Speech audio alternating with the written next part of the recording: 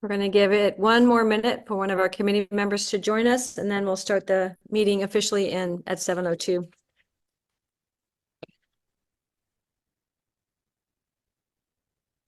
So it's on YouTube Live. It's starting to record. I know we're starting before Nora's here, but I just wanted to open the meeting so that the guests could come in and, collect themselves. That's a good idea.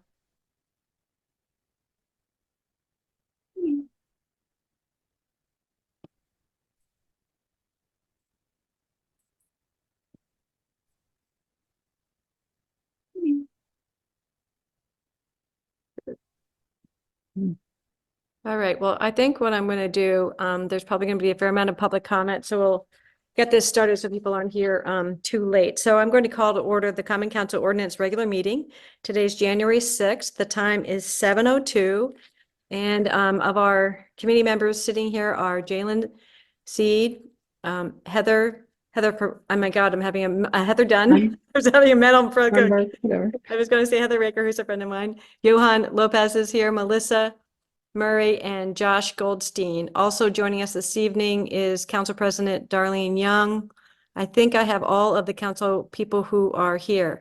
We're expecting Nora Najelski-Eitner also to join us. And so somebody please write down the moment she comes so that we can note it in the record when she does.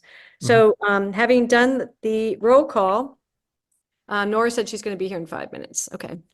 Having done the roll call, I will open up the meeting to public comment. So If anyone wants to speak, please raise your hand so I know who to unmute. I was going to ask Brian to do the honors. All right, so what we're going to do is people are starting to raise their hands, but other people who are, obviously in the order, we're going to try and call them in the order in which they raise their hands. So by the time some people are done speaking, everyone will have a chance to raise their hand if they want to speak. So the first one I believe is Diane Lorchell was the first one to raise her hand, so I'm going to allow her to speak. Great. And just so everybody knows what the ground rules are, please state your name and address for the record, and know that everyone for respect for other people, have 3 minutes to speak. Diane, you could lower your hand and please unmute yourself. Thank you. Okay, good evening, Chairwoman Shanahan and the Common Council and staff. My name for the record is Diane Lorachella, 21 Little Fox Lane. Tonight, there are, of course, all of the three main discussion items are important. I'm going to speak to two of them. The first is Chapter 9-3, Procedure for Sale of City Property. Based upon what happened, in my opinion, of the last Rowayton purchase by a well-meaning landowner, however, there were comments made during the procedure that belie the value of open space. Some of the staff actually said that the reason they thought it was fine to just transfer initially last year the parcel in Rowayton was because it was just wetlands. And I know the chairwoman and many people in the council and the city know that open space and wetlands are valuable. So I would like you to consider continuing to amend, I guess it's item B. I think that you should have an appraisal no matter whether it doesn't make sense if you don't have an appraisal to know whether you would sell it for under $10,000. And the thing is, I think there must be a way to look at the ecosystem services. There are now valuations in dollars of ecosystem services so that we no longer have staff saying it's useless or not valuable property. My second comment as I wrap up is Chapter 58A, the blight prevention. Under the conditions section, in Section 2, under conditions, the definition of blight, of course, needs to be clarified, and I know that's what you're attempting to do. However, you still have some subjective language, like the phrase, in quotes, adequately maintained. Quite frankly, what does that mean? And I think it needs to be clarified. So this is not ready for prime time yet for your vote tonight, I do not think. My questions are, will the blight prevention officer receive training in native landscaping? I'm not asking that they become a master gardener, but possibly a master gardener could be contracted out. But this training officer this blight officer needs to have training of some sort. How can they make a judgment? The other thing is that something about the plan was written, that the owner presents a completed plan. And the thing is, I do believe that is, if that plan requires that owner to hire a professional, that is really not fair. So there should be maybe a guideline of what a typical native landscape would look like, so that people don't have to hire, although it would be a cottage industry, native plant landscaping companies, so that they would satisfy said blight prevention officer. And lastly, I just wanted to say, for those of you, I do think under section C, that a copy of the said plan that you develop on a form should be also, we should include the Conservation Commission staff for review, even if the blight prevention officer must be made to confer with the Conservation Commission staff, since they allegedly have much more training in this matter. Lastly, for the new people in my final seconds, please look into the Laurel Lindstrom debacle, where she was made a political pawn back in 2008, thereabouts, under the Moshe administration, where she wanted to place in District C a meadow in her front yard. And at the time, the health department unwillingly, but they still gave her a citation, accusing her of harboring a mosquito hazard, even though we know mosquitoes thrive in wet areas. So that's why I think you need to go back to the drawing board on what adequately maintained really means, with some kind of a measure or chart. Thank you very much for letting me comment. Thank you, Oh, Diane. Thank you. do I have any seconds left? Because my other example is Chestnut Street, the old tie factory.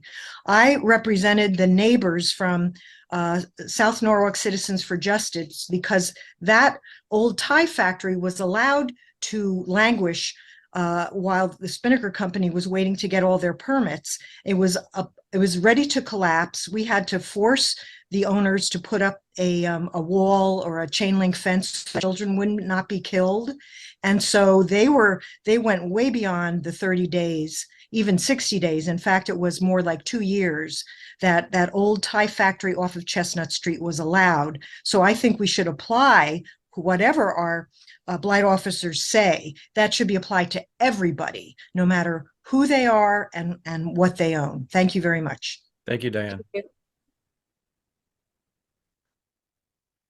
All right, next is Lisa Britton. Lisa, you can unmute yourself and lower your hand and go ahead.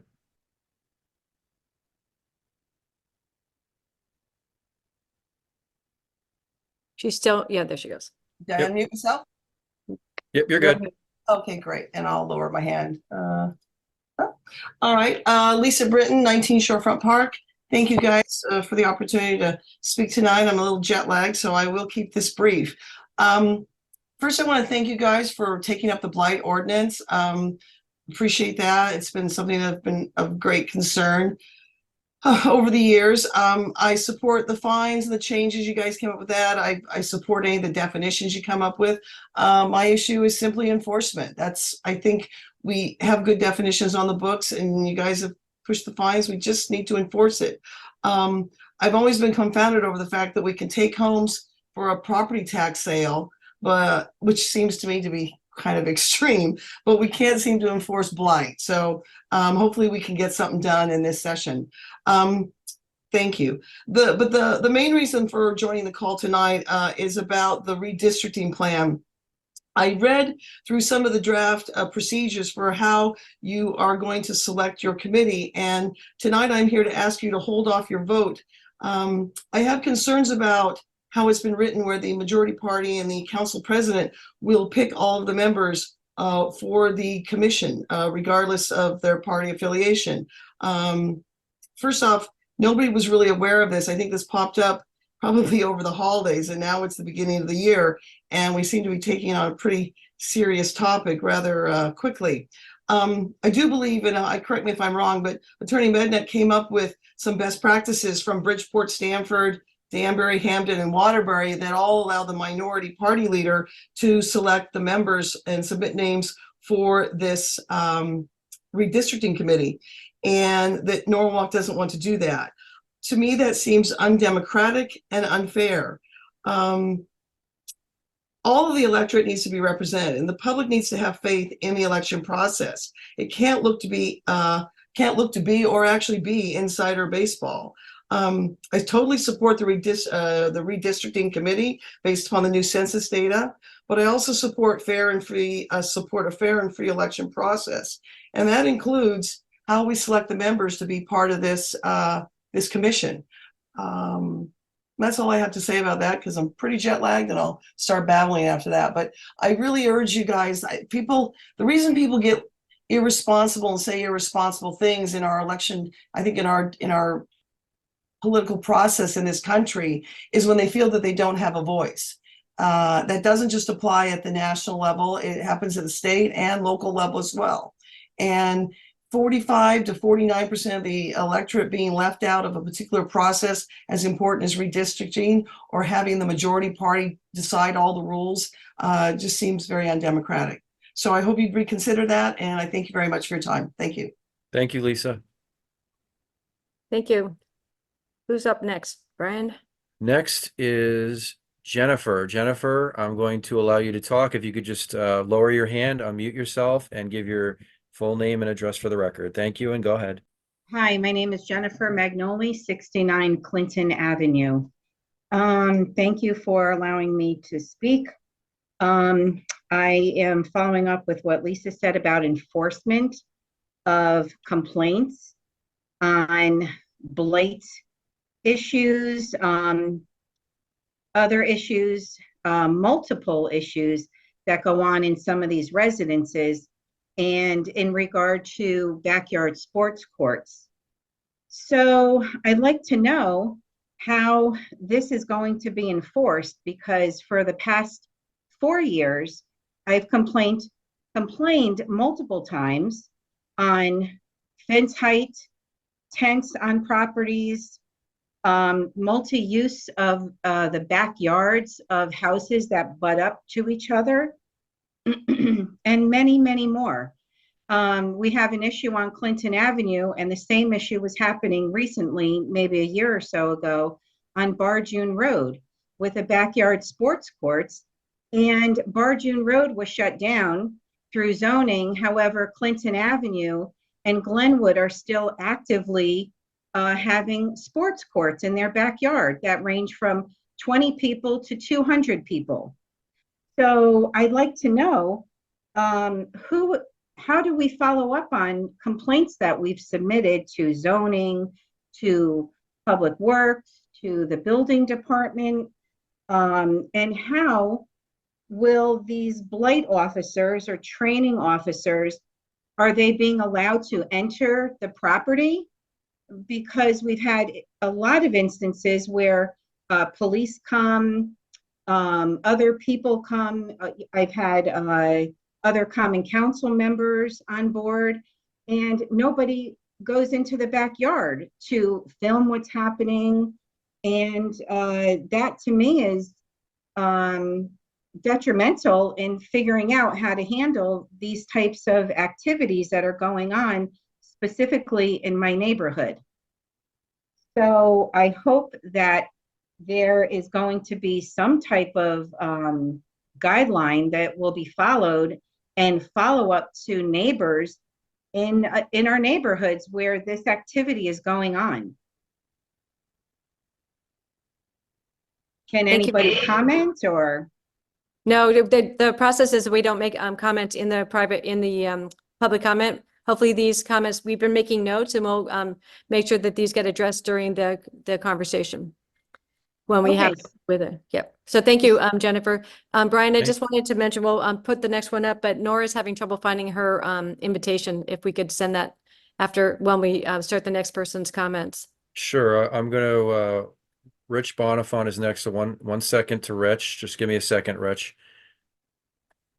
All right, Rich, you can unmute yourself and lower your hand. Welcome. And please go ahead. Good evening. Rich Bonifant, 17 Park Hill Avenue. You can hear me all right? We can, thank you. Okay, thanks. A couple of comments on 2 items. One is the procedure for sale of city property. it looks to me like on the first glance that you're just cleaning up language to match what the state says you got to do in the first place. And, that's my impression there. The only thing I would say is that I've been a councilman many years before this, and you might want to codify, however the word is, what gets put out to bid and what is required for an RFP process. Because if you just look at this ordinance as in its simple form, somebody can come up to the city and say, like, I want that property by the railroad station, and somebody can just give it to them without going through any process. They don't, there's nothing in here that's forcing something to go out to bid, or a request for a proposal saying, this is what I would do, or this is what I would do. So that, I'm just saying, you could just give it away to one of your political buddies real easy, right? Without any competition, according to the way this is written. The other item was about the redistricting. And to me, there's not enough time for all this.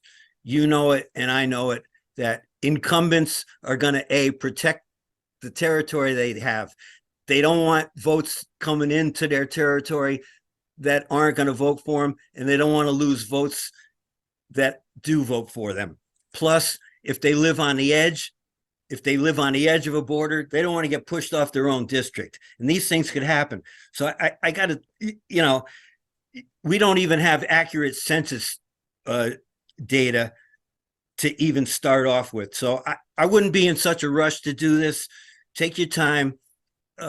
We've been living with it for 40 years, at least, that I've been around. None of these districts have changed. So, like, a little extra time and do it right. And that's my point. Thank you.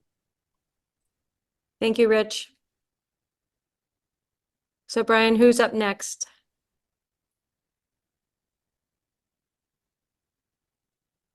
Next is Fred Wilms. Fred, you can unmute yourself and welcome, and go ahead. Okay, great. Thank you. Good evening, everyone. My name is Fred Wilms. I live at 6 Westview Lane, and I'm here in my capacity as chair of the Republican Town Committee. I'm here to speak about the proposed redistricting ordinance.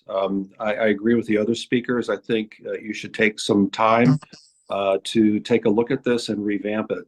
Right now, the way it's structured, with the two registrars and the majority, the council president vote, it's a partisan and one-sided process. The key questions are who decides who's on the commission, and how many are there. When I was with the state, when they redistrict, both the state and the federal level, both sides pick their own members, and it's a bipartisan, equal member commission with two co-chairs. And the purpose of that is to create a process that everyone feels that there's a buy-in, everyone feels that it's fair and above board. And I think this proposed redistricting needs to be treated the same way, where there's a broad community consensus that this was a fair and above the board process. Right now, this structure, in my opinion, does not do that. Especially the last part where the mayor can, if the first part doesn't work, the mayor can essentially appoint 3 people, and they then, then that gets put through. It just seems very, again, one-sided. So in conclusion, I'm recommending that you consider a structure where there's an even number of members, either 6 or 8, half appointed by the majority party and half appointed by the minority party. And then in conclusion, I think by doing so, I think taking the high road here, it just creates, it avoids unnecessary acrimony in the community. This is something that should be done right. Candidly, the RTC, depending on how things go, we do reserve the right to consider litigation if we feel that the process has not been fair. And the other thing that struck me was I always thought over the years that this had to be done via the charter, but apparently it can just be done via an ordinance. And the only thing I would like to point out is that political fortunes do change over time. Certainly not going to change anytime soon, but over time they do. And, one ordinance can be done today and another ordinance can be done to undo it, in the future. So let's avoid all that. Let's take our time. Let's do it right. Let's do it bipartisan where everyone's on board and, just get it done on the high road. Thank you. Thank you, Fred. Just for the record, Lisa, Nora is now in. She got in at about 7:20, and Perfect, she's thank you. under my name, just so everyone can see it. All right, any other public comment, Brian? Yeah, we still have a couple more.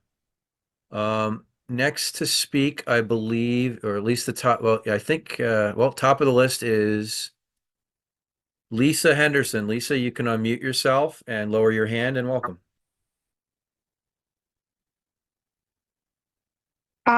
Good evening. I'll get my hand lowered eventually here. Lisa Henderson, Apple Tree Lane, Norwalk.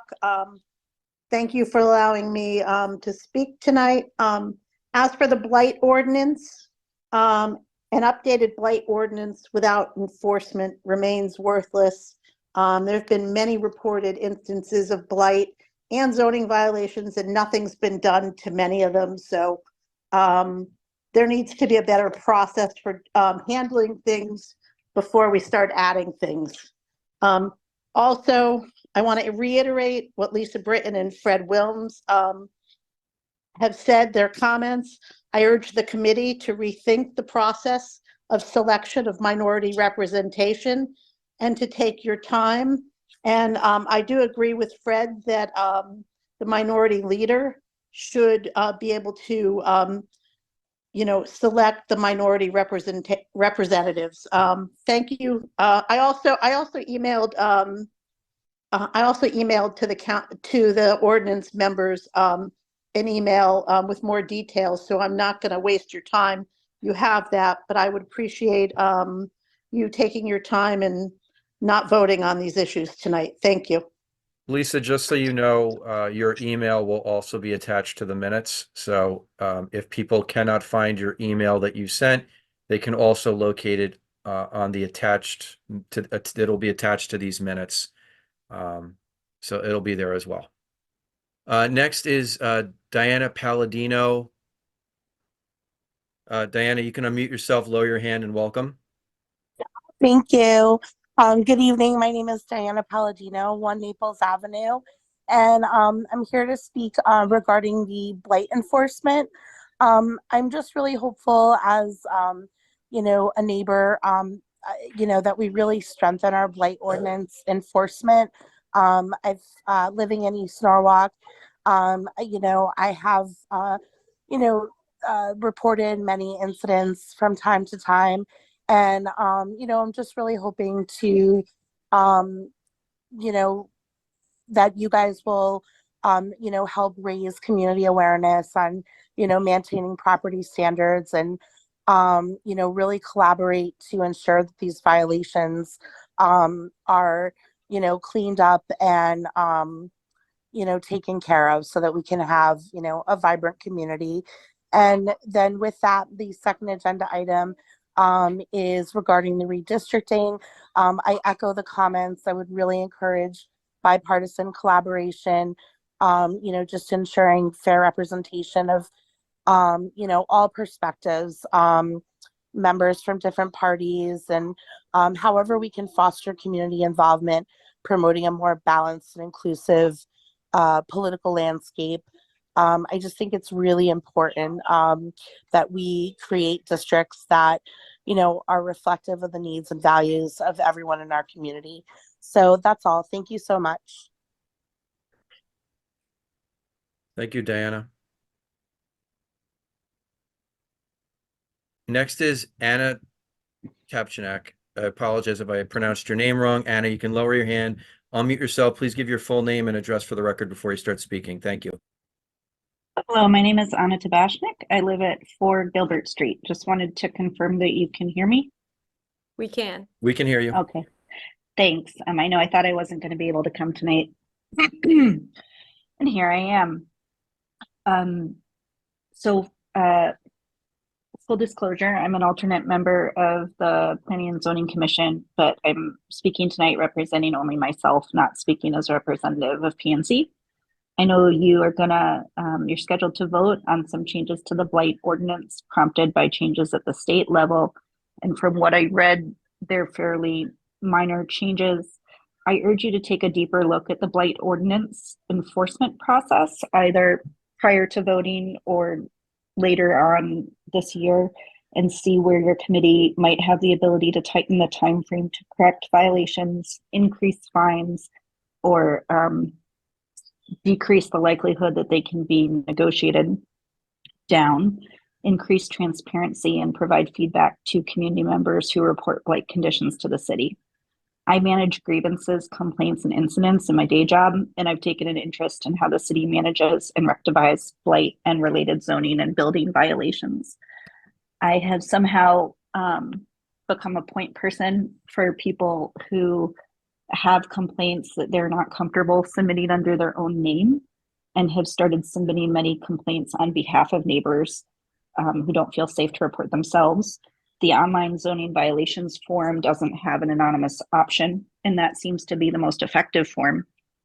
The click and request app has an anonymous option, but seems to be less effective. And then for the blight ordinance specifically, the instructions on the website are to email the blight officer, which of course is not anonymous. There are violations that persist for years, even when they're issued citations and are ostensibly in a remediation process, and are getting accrued fines. They still go on for years and years.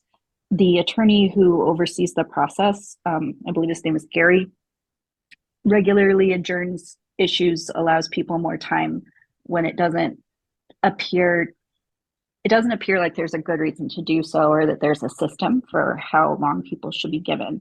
This pushes cases out longer and makes comments, and we also hear comments implying that the violation is not actually a problem, that it's the neighbors putting in complaints that are the problem. There is no requirement to respond to the complainant that their complaint was received, no updates on the case, etc. I can tell you that for a number of the complaints that I put in, I have gotten responses that were super, super helpful. But I know that there's no requirement for folks to do so. I'm sure folks don't have time. And then there are times when I don't get any response, and I know of neighbors and community members who've never gotten responses. And that's frustrating to not know what's happening, especially if you see that the situation is continuing to persist. There's no website where somebody could see if a property already has a citation in process for the issue that you're seeing, or to see what the status is of a submitted complaint. There is a website that was last updated in 2019 where it looks like this was being published transparently, and it stopped for some reason. The click and request app will give you updates saying something is in process or closed, but that's not enough detail, especially if you see that the problem is not actually resolved, even though the ticket is closed. I know many of these things are governed by statute, and there might be others that are within the city's control where we may have some flexibility. I'd recommend clear guidelines for when a case can be adjourned and for how long. Either no allowance for the negotiation of fines, or having any negotiation of fines happen with somebody other than the overseeing attorney, like proving financial hardship to the city clerk or something like that after the fact. And a website where all the violations are published and tracked. The zoning complaint form should have an anonymous option, and blight should be an online form as well, not an email to the officer.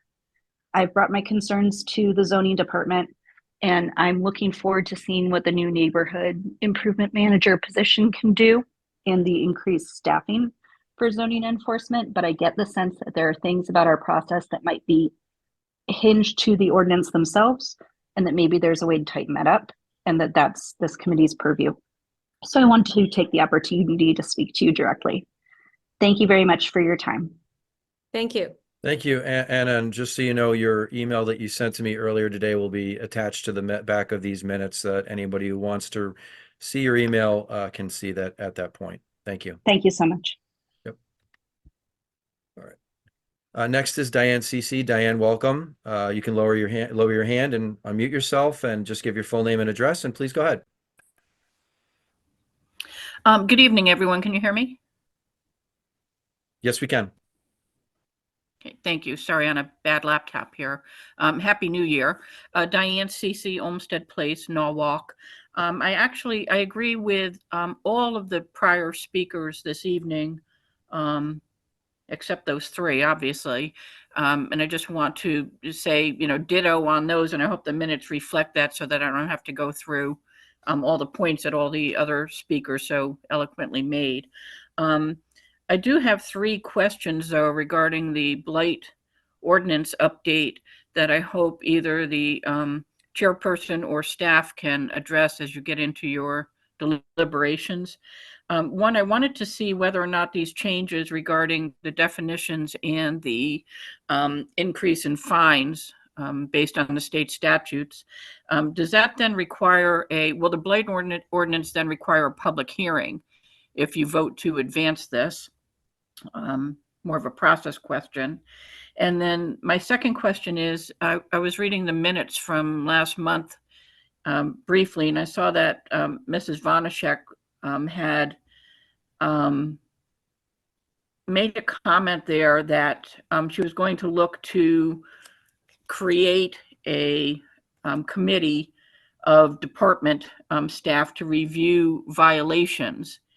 And my question with that is, I wanted to find out then whatever happened with the committee that's called SEAC, the Code Enforcement Administrative Committee, that already exists with department staff within the city. Aren't they already collaborating in terms of all code violations? And why would we need another committee if that still exists? And also, it'd be helpful to know who sits on that committee.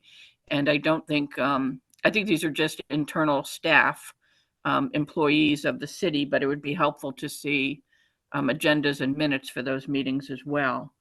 And then my third question is, even with strengthening the blight ordinance, I wondered if folks who are looking at this, I get the sense from the community in my ENNA role that things just aren't stringent enough in terms of violation enforcement and fines. And if city staff is finding that state statutes are kind of a stranglehold on what enforcement you would rather have, or that would be more meaningful, is it possible for our elected officials on the council then to lobby through our state officials to get some of these state statutes updated? I don't have to tell you that many times we hear from department heads that their hands are tied because state statutes don't allow something at all, or the state statutes don't allow enough of an enforcement tool to really be relative. So those are my questions, and thank you very much for the opportunity to talk. I'm going to close public comment at this time, and we are going to move forward to discuss and vote on section 9-3, which is the procedure for sale of city property. And Taisha, I'm going to ask that if you're ready, if you feel composed to continue this conversation, let's get started on that now. Okay. I want to address one of the comments early on. I think it was probably the first speaker about property. This particular change does not apply to real property. We're not seeking to remove a public hearing for the purchase or sale of real property. This is just personal property. So it would not impact, I think she had some concerns about wetlands use, and that would not be impacted by the change we're seeking to make here. But we brought this issue to the council last October, and I was asked to obtain some additional information when I came back to address the issues. So the question was posed to me. I was asked to provide a list of personal property sold in the last year. I have a list of personal property sold since 2018. And Brian, if you allow me to share my screen, I will put that up. My apologies for not submitting it in advance so that you would have it, but I just want you to take a look. It's not a substantially long list. I've also asked Sharon Connors, who is our purchasing agent, to join because she could speak to this more intelligently than I can. But I just want Taisha, can you email it to me? I don't know how to allow you to share a screen. I can share my screen once you Okay. email it to me. Okay. Oh, I'm sorry, Lisa, I apologize. I apologize. There is one person whose email needs to be read into the record. And Oh, because okay. of what happened, it all got lost. And so I want to read this comment into the record. Okay, before we go on, I apologize. So sorry to Got interrupt. distracted Taisha. because We of got what a was little going bit on. distracted with the situation. That's okay. I No, no, apologize. I we're all apologize to learning. everyone and Taisha for interrupting you. This email is from Donna Smartopoulos. And it's an email concerning what's actually on the agenda. And it says, "Dear members of the Common Council, congratulations on an aggressive agenda for tonight's meeting. It appears you'll be voting on 3 items: procedure for the sale of city property, new language regarding blight prevention, redistricting ordinance. With respect to the blight ordinance, the lack of a more nuanced definition is not what's holding Norwalk back. We all know blight when we see it, whether we're looking at a blighted structure or overgrown landscape. Micromanaging and wordsmithing the language in the ordinance will not help Norwalk combat blight. Enforcement will. Focus on enforcement, including compelling the hearing officer in blight cases to impose fines as written, not as he sees fit. Making allowances for the intentional desire to add a meadow is unnecessary. We know the difference between a meadow and overgrown and poorly maintained landscaping. With respect to the redistricting ordinance, consider that 45% of those who voted in 2023 were not on your side. While that's short of a majority, 45% is a significant enough minority to warrant some consideration in populating your committee. Dare to appoint people to this committee who don't agree with you. I would like this letter to be read into the record for the benefit of those in attendance and those reading the minutes. Respectfully, Donna Smartopoulos, 18 Shorefront Park." So again, I apologize to Donna for forgetting to read that during the public comment. And it'll be added to the minutes. It'll be added to these minutes, attached to these minutes. Thank you. Thank Sorry, you. Taisha, go ahead. Sorry, Taisha, No. we'll go back to where we were. I'm putting it this- up. I'm sharing the screen. Hold on. Okay. While Brian is getting that ready, I just want to provide background for the new council members. So last year I brought this item before the council because we were trying to sell a police and a fire boat, and we needed to have a public hearing for those things. And we had some concern about using this process for rudimentary or small purchases or small sales, I'm sorry, such as, furniture or landscaping equipment, even some of the vehicles that have very little value. It would be really a burden, I believe, on the council to have to hear every single time we decide to sell city property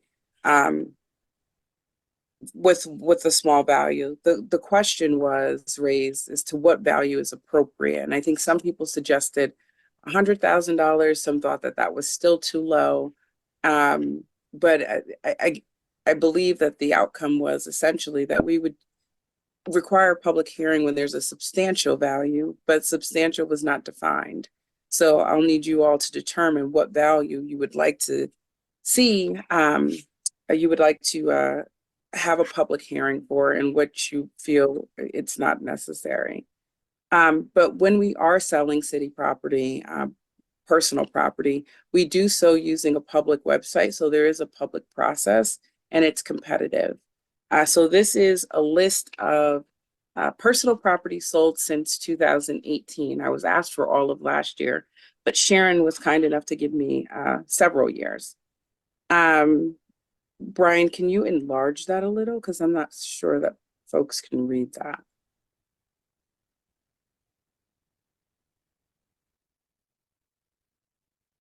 Can everyone see that? A little larger might be helpful. Okay, that looks good. And if you could just scroll down a bit so we can get the full page. Okay, well, that's most of it. And I'll allow everyone to look for a little while and then scroll. And Okay, so can you give us- Taisha, can you give us a sense of how many I mean, I hope this is a helpful question to further conversation, but how many types of property, I mean, how many, not types, but how many pieces of property like this that we sell every year? And, if we had to do a public hearing on every single one, I mean, obviously we could never get the job done, it would seem, but is there an average price you'd say for most of these things? I mean, these all seem to be, within, under $1,000.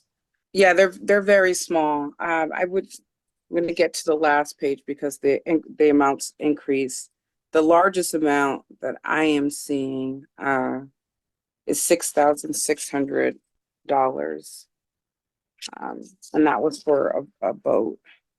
And so if we were to pick the number 25,000, for instance, that would cover the vast majority of the things that you have on this list. In fact, That would cover everything. There is a sailboat that's sold for 24,100. But other than that, everything is under 25,000. is there a sense from the committee what a reasonable number is for purposes of having a public hearing? And how many, I can't really see because we're only looking at this one page that's up right now, Taisha, but There's 4 pages. There's 4 pages. Brian, So if you just want to flip through quickly, Brian, that would be helpful. yeah, but my bigger question is, in a given year, we sell 15 things? Do we sell 200 things? What's this, what's the size of this? Sharon, can you chime in on this? You're going to Yes. have a better sense of this than I will.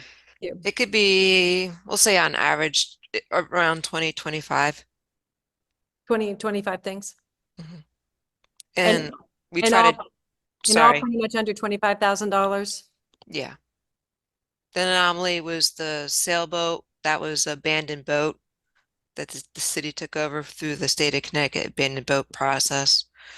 Obviously, the fire boat and the police boat, those are a little bit more significant value, but everything else has been around under 25,000. And then for the city, for the 2 police boats, are those things that you went to market on or you got appraisals for? Yes, I'm not a boat expert, so we do marine surveys for any boat asset, and it was the fireboat and police boat. There's 2 different types. So 1, we can understand the condition of the boat, and 2, to understand the value of the boat, because we want to make sure it's priced around the value that we can hopefully sell it for or get back at. Great. Any other questions from the committee? I can't see everybody because we're in the comic strip now while we're looking at this property. Does anybody want to raise their hand with questions for? And if everyone's all set, yeah, we can take that down. Thanks, Brian. Any other questions from the committee? So is it your recommendation, Taisha, that we say that the number should be $25,000, or do you have a strong preference for what number we ought to plug in? No, I don't. I think it should be decided by consensus of the council. Committee members, any comments? Does 25,000 seem like the right number? It feels as though, Nora, you've got your hand up. Just very quickly, Ms. Connors, again, given your expertise in this, I mean, my impression is that the public hearing process really is relevant only to very high dollar value items. But is there some point in the process at which, the public hearing process is valuable to you? Just trying to make sure, again, that we're making this, work as effectively as possible. No, that's a great question.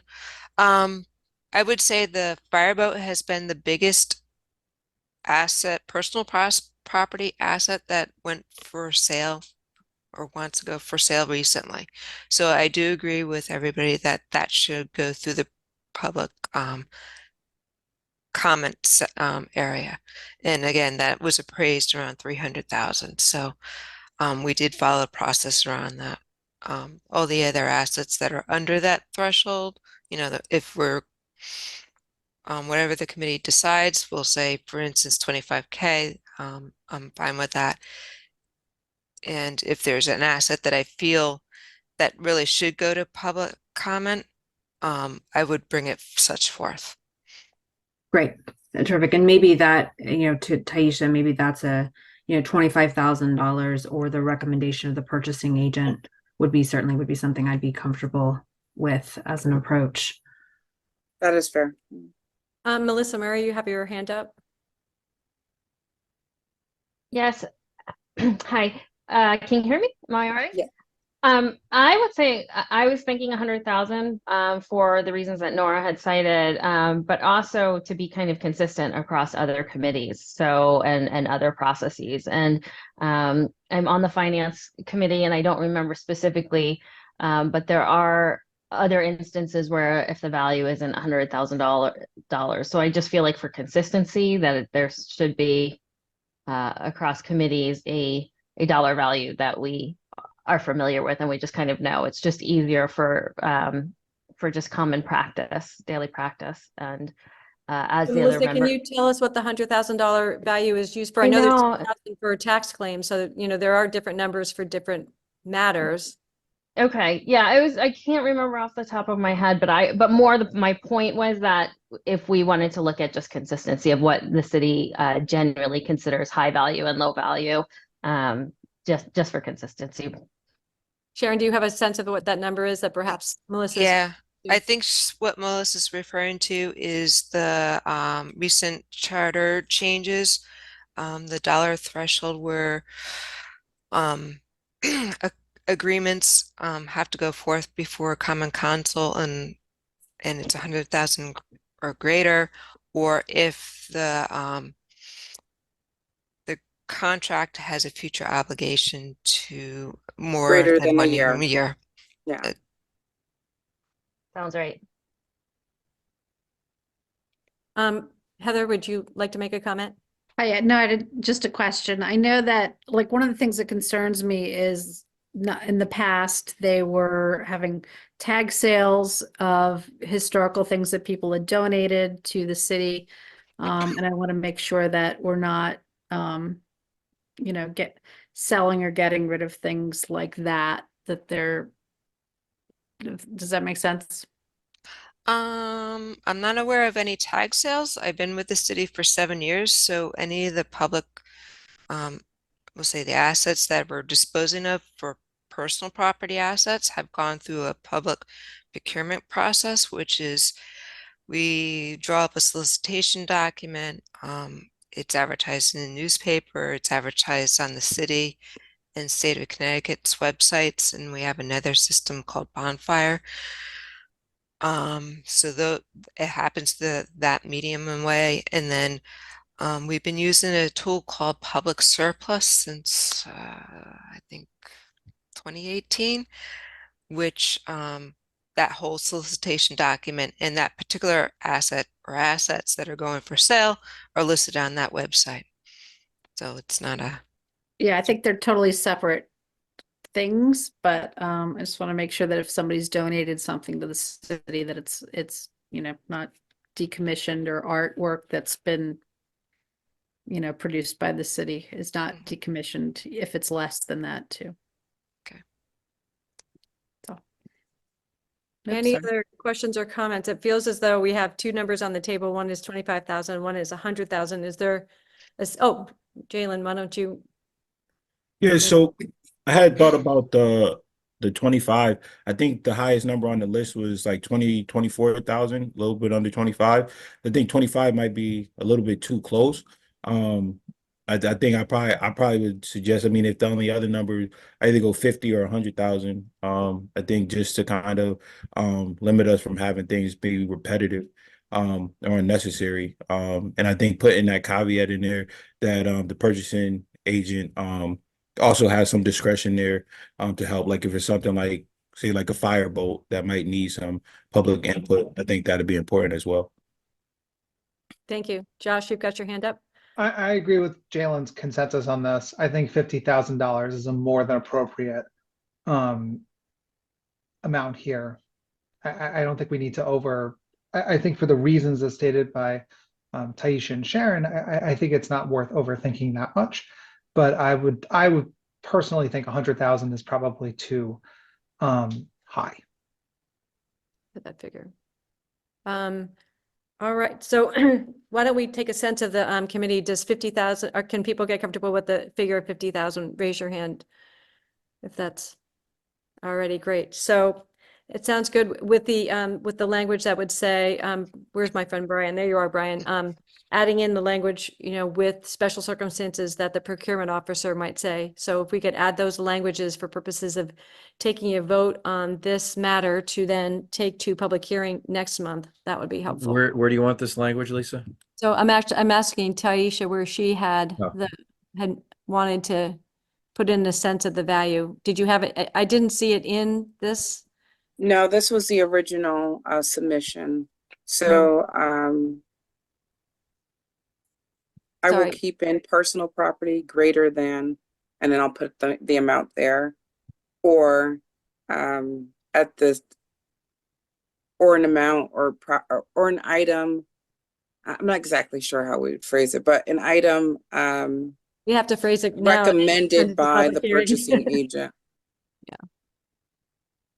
So all sales and conveyances and transfers of real Property and personal property and with an personal amount property. greater. What was the last part, Taisha? Person with an amount greater than Or we 25. could say of 50, an I'm sorry, amount, 50. of an amount greater than, valued greater than. Sorry, 50,000, Brian, that's 50,000. I would say not the word within, I'd say of an amount, valued at an amount greater than $50,000. Or as, Unless, okay, go ahead. or as brought, right, so we want to get to. Recommended. Or, yeah, it's recommended. By the purchasing agent.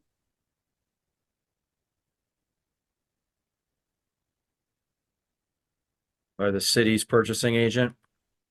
No, purchasing agent is fine, but it should be capitalized because the, Is purchasing agent a defined term in the, yes, okay. So all it sales, is in the conveyances, and purchasing guidelines. So when we're talking about this amount greater than $50,000 or is recommended by the purchasing agent, I mean, we're opening up a, kind of a discretion there. Is it just easier to go with the 50,000? Would there be, Sharon, can you talk to us about times when, something would be worth less than 50,000 that you would bring it to us? I mean, is this an exception with really no good? I've lost Sharon on the screen. Is it something like Sorry, something I'm with still here. cultural There you value are. or something like that? You mean, the purchasing agent's bringing it, so it's just, Nara, you've got your hand raised. Do you have a thought for language? I do. Well, so I think for a couple of reasons. I mean, one is actually the issue. I don't know. I have no idea about any specific instance Heather might have been referring to, but there are potentially items that have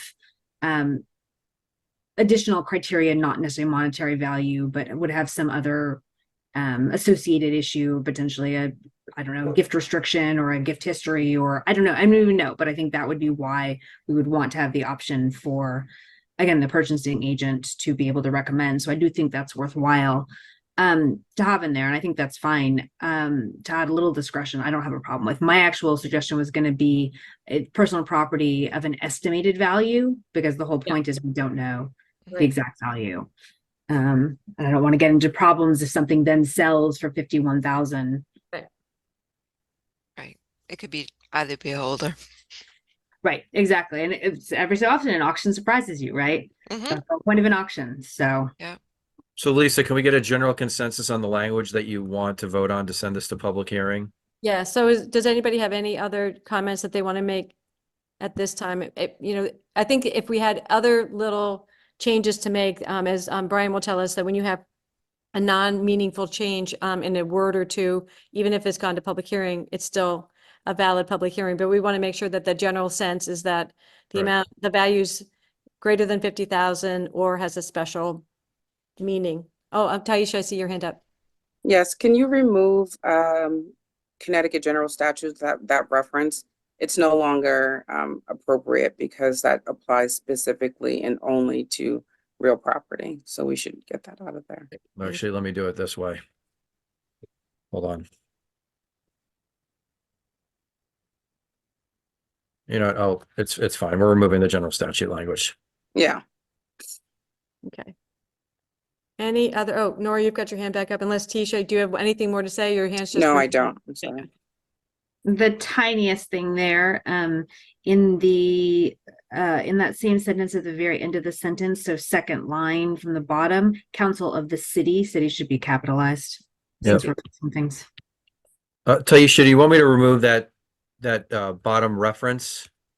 You can leave that there because I Okay. think it's important to know that the requirement for the sale of real property is statutory. Great. Okay. Before we, oh, Nora, you're done or you're still? You've got I apologize, I'm done. that long hand up there. Gotcha. Okay, so I think what we want to do now is we want to vote section 9-3 procedure for sale of city property to a public hearing at the February meeting. So I'll entertain a motion to that effect. Thank you, Josh. All in favor? That appears to be unanimous. Okay, that is done. Thank you, everybody. Taisha, thank you very much. And also, Taisha, thank you so much for your service to the city of Norwalk. We know where you're moving on, but we've so enjoyed working with you and we're going to miss you, and our loss is Bridgeport's gain. So Thank you. Taisha, I'm and actually thank going you, to stick Sharon. around a little longer because I've been asked to do the RFP for the apportionment consultant. So the reapportionment. So I'll stick around for that. oh, good. Well, then that's great. We haven't gotten rid of you yet. No, not yet. Looking forward to seeing you Thank you, again. Taisha. Thank you, Thanks, Sharon. Aisha. Thank you. Thank you very much. Lisa, do And we want to do Sharon, the thank you very minutes? much, very, very much for helping us out with this. Lisa, do we want to do the minutes? I think we might have jumped over the minutes because of the You know what? I confusion. think we got so distracted that we absolutely did forget about the minutes. So thank you, everybody, for the indulgence on that. Wow. We do need to accept the minutes from December 19th, 2023 for the regular minutes of the Ordinance Committee. Can I have a motion to accept the minutes?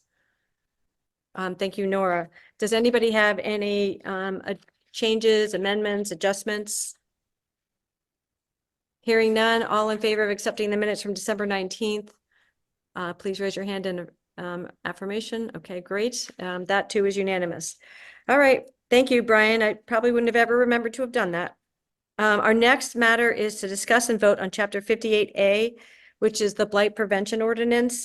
Just for the record, this is the fourth time that this matter has appeared in front of us. We first started talking about this in September. We talked about it again in October, and we decided that the work really ought to be done with the new council. So we again introduced the idea in December, and here we are in January, and we think that we have a pretty good draft now of the Blight Prevention Ordinance. And I'm going to ask Brian to kind of walk us through the ordinance. For everybody's, kind of memory, we basically started to look at this for two reasons. One is we've gotten a lot of complaints in the city about blight and the concerns that our citizens have about blight. So we've been trying to think about ways to tighten up our definitions and tighten up our enforcement. So it's been a real concern. And that's, and it also kind of happened at the same time that the state gave us the ability to charge higher fines. So we thought, wow, the state has opened up the door for us to look at the higher fines and then higher enforcement penalties. This would be a good time to look also at the definitions and some of the other matters that we were discussing, some of the procedures. So with that, I'm going to turn it to Brian to kind of walk us through. Sure. So this is Chapter 58A, Blight Prevention, and I'm sharing it on the screen. And I'm going to go through it slowly, and then obviously we'll hear comments from everybody. So the first 58A1 is definitions, and you can see a lot of these definitions are the same in terms of they've already been defined in the current operative ordinance. There have been some changes. Blighted property is obviously quite an important one. And as you can see on the second page, there's been some minor stylistic changes to blighted property. There's also been some minor stylistic changes to blight prevention officer to try and expand it so that we're just not relying on the chief building official, but also his, her, or their designee. We removed code violation because I don't even think the code violation as a defined term comes up in the ordinance. There have also been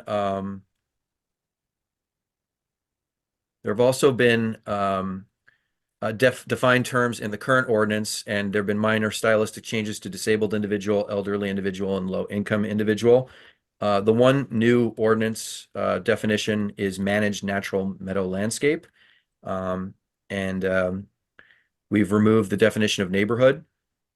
because of stylistic changes that we've made further up in those definitional sections. And then we have property maintenance violation, which is an existing definitional term as well, again, with minor stylistic changes, as you can see. And then also turf grass. 58.2, I don't believe has had any changes, proposed changes to it.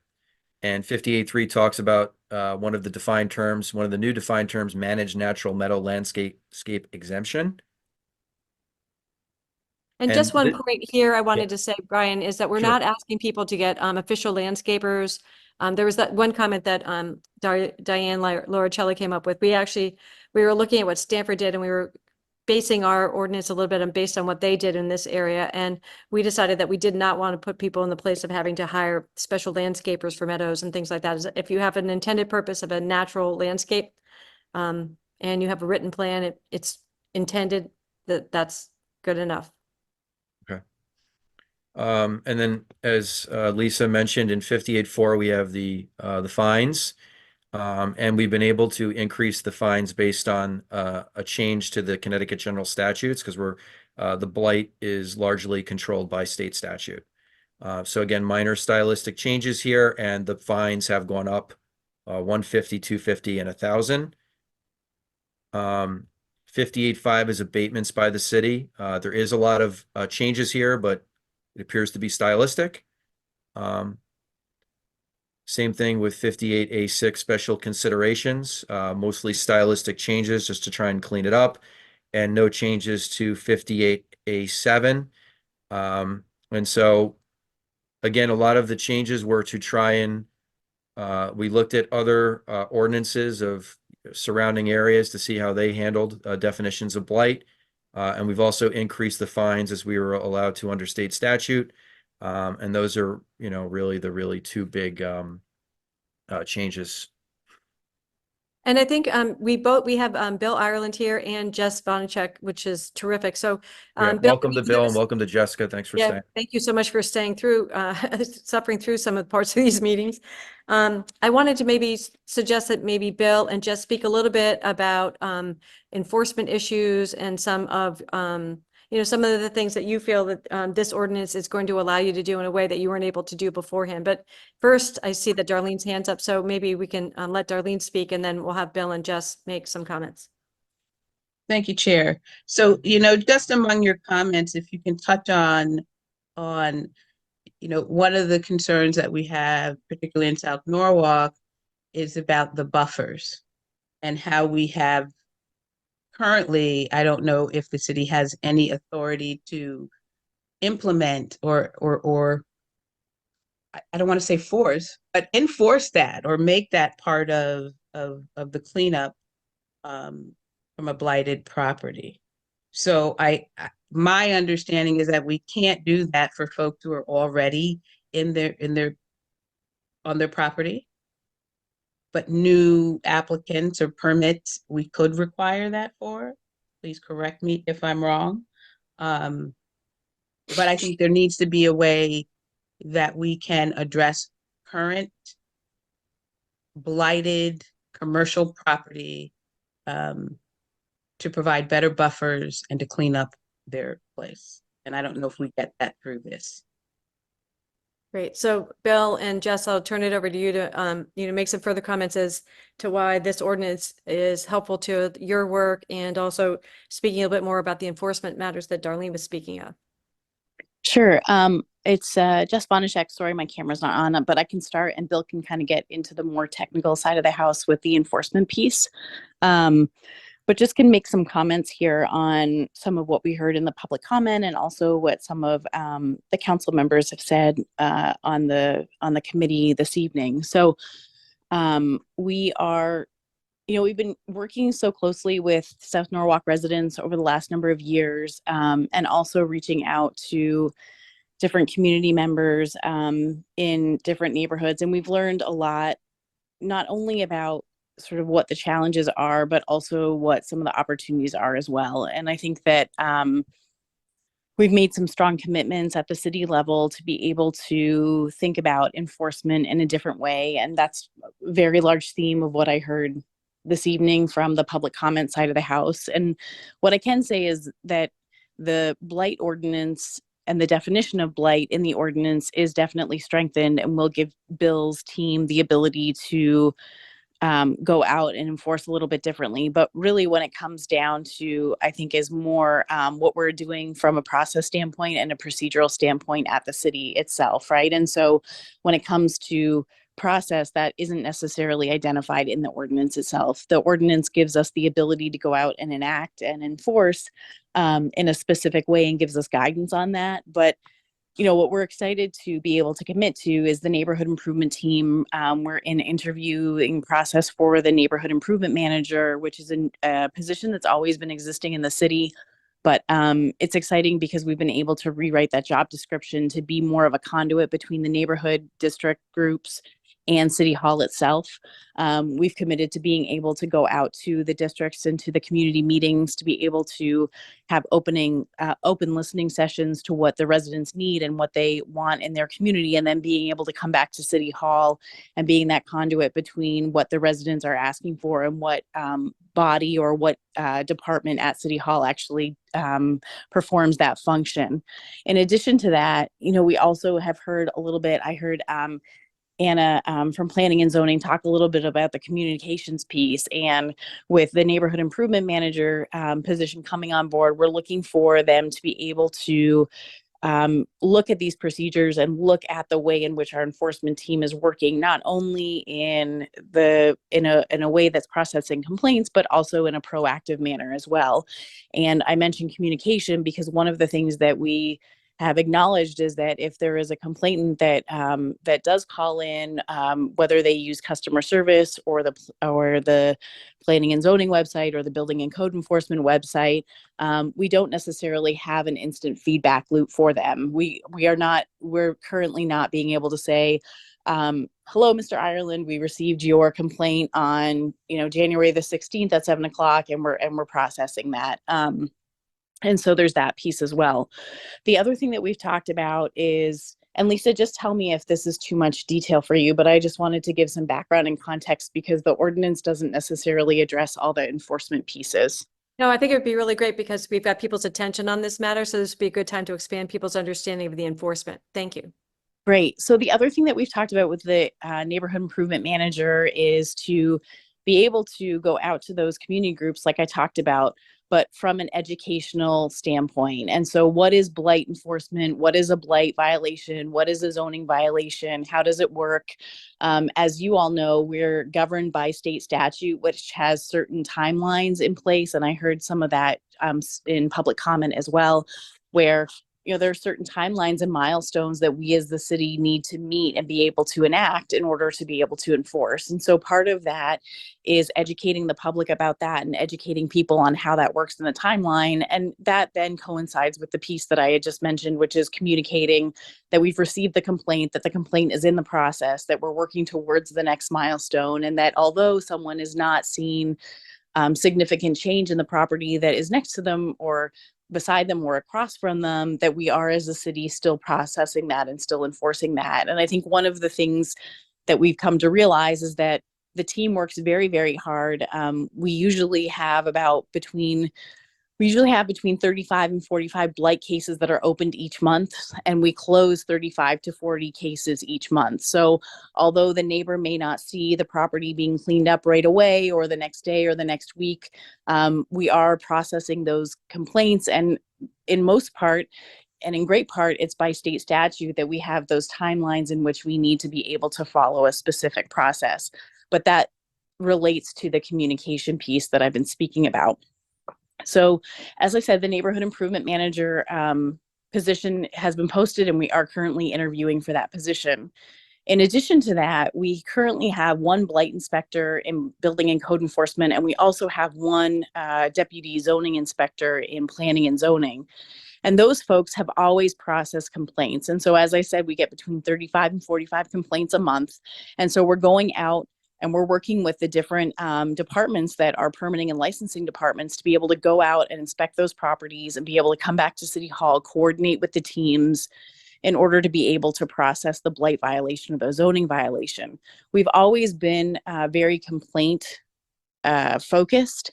And what we've been allowed to do through the budget cycle and through the operating budget is bring on an additional blight inspector and also an additional deputy zoning inspector. And those positions have already been posted and have been interviewed for as well. The blight inspector interviews are this week and next week.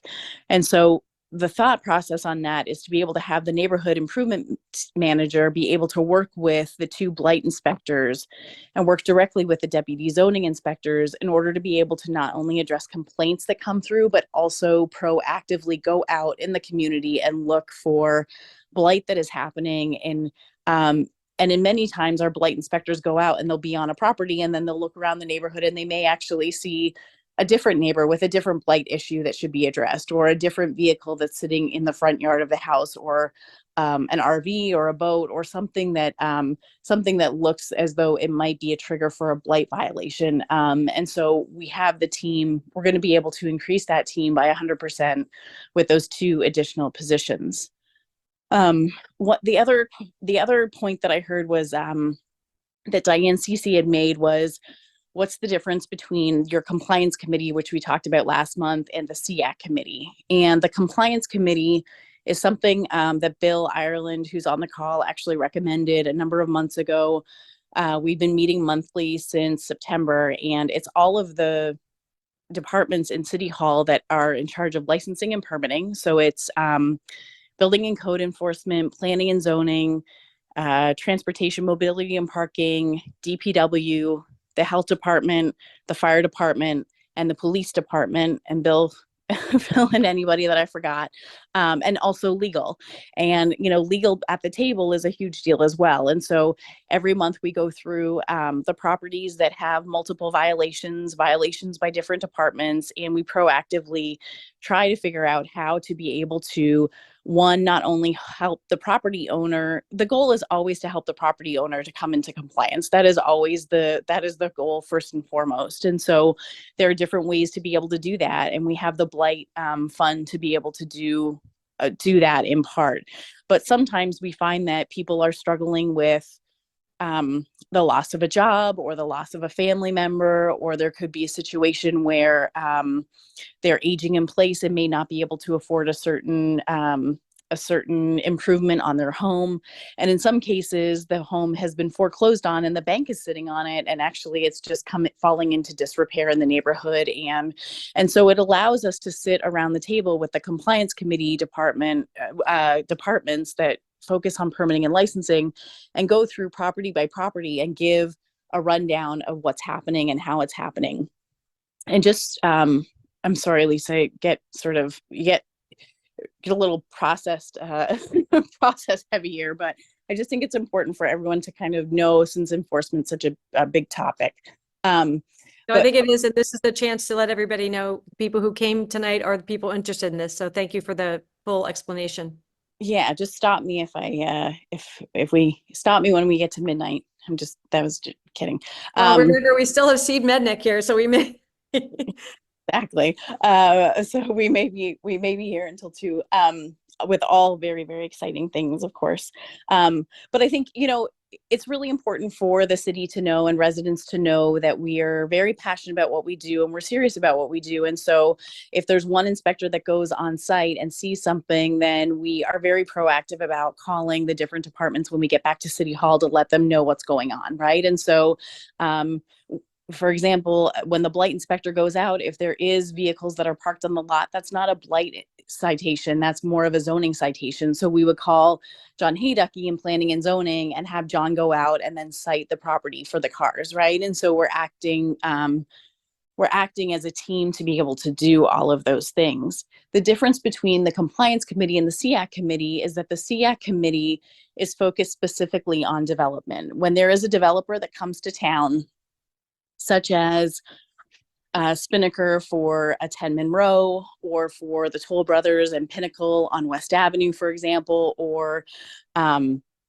Curb, which is up closer to Gristmill, we have the developer come in, and this happens with not only residential, but also commercial. Wegmans is another good example of this. We have the developer or the commercial property owner come in and sit with all the permitting and licensing teams at the table in order to be able to navigate the process and get them through the process. And the benefit of that is that we're able to review the project from top to bottom with the actual departments at the table. But in addition to that, each of the departments is able to give feedback, proactive feedback to the developer or to the property owner about the development. And so the positive thing about that is that one, the developer gets to hear that feedback all at one time in one specific meeting with everybody around the table instead of having to work with each department separately. But in addition to that, it also means that each department gets to hear the other department's feedback, right? So transportation, mobility, and parking gets to hear DPW's feedback. DPW gets to hear planning and zoning's feedback. And this in part then relates back to Councilwoman Young's comment about contractor yards and buffers and what we're doing when we look at these types of sites and what happens with these types of sites, because that would be the conversation where we would be able to say, you know, if you're coming to town, we want you to consider doing different things like solar on your roof, or we want you to consider doing solar panels on the parking lot, or we would like you to consider doing buffers around your property, or we would like you to consider offsite improvements such as, for example, Wegmans is doing improvements to traffic lights, and, you know, we're working with Costco to do the same. So that's where those conversations would happen. So let me just take like a little pause right there and see if any council people have some questions for you, Jess, or for Bill along those lines. Because I think that's a really fulsome explanation. Any questions from any? Oh, there you go. Johan, if you'd like to speak. Thank you, Madam Chair. Brian, I got a quick question with respect to blight. I know the city has a mobile app, and I was wondering if it's possible to create a category for just blight and possibly one for pedestrians, since, you know, some of the blight violations could potentially impact pedestrians. That's something that would be doable. I'm sorry, Johan, what was the question? Is there a specific section? I'm going to put it back up. Sure. No. So yeah, so on blight, I was wondering if so the city has a mobile app that you can make a request for some type of work to, or for some type of thing to be actually checked out. So I was wondering within the mobile app, could we possibly have a category for blight? So that way it's much more convenient for our residents to report a potential blight violation. And so that way it's an efficient way on the back end for our city to be able to receive it. And then the second part was that, so as a follow-up to that, could we also possibly have a category for pedestrians, just in case some of these blight violations do impact pedestrian safety in some shape, way, or form? That's probably more a question for Jess and for Bill, because they're the ones who oversee the Oh, actual okay. All right. I'll just answer quickly, Johan. I don't see there being an issue putting on the mobile app those matters legally speaking, but I'll let Jess and Bill talk about that. Okay, thanks. Thanks, Howard. Yep. So the answer is absolutely yes. And so one of the things that we've been focused on is that feedback comes through the customer service portal, and it comes through email on planning and zoning, and also building and code enforcement, and then also people phone and call different folks. And so one of the things we struggled with a little bit is, you know, how do you collect the same succinct information for each complaint that comes in? But I think you're absolutely right. With those online apps and with the click and request, there absolutely should be the ability to just say, I believe that this is a blight violation, or I believe this is a zoning violation, and to be able to process that in some meaningful way. So the answer is yes. And you know, that's one of the things that we are committed to looking at, it is that process piece, and also the flow of complaints and how they come in, and being consistent with the information we're collecting, regardless of how the complaint comes in. Thank you so much, Jessica. Do you mind if I follow up with you on this at some point during the week or? No, future? absolutely. Okay. No, I mean, you can tell that we're pretty passionate about it. So I'm happy to talk to anybody on the call about it at any time. Poor Melissa came in last week and spent an hour with us kind of going through all the process. So no, you're more than welcome to call either Bill or I at any point. Excellent. Thank you so much. Thank you. Great. So Melissa, you have your hand up next. Yes, thank you.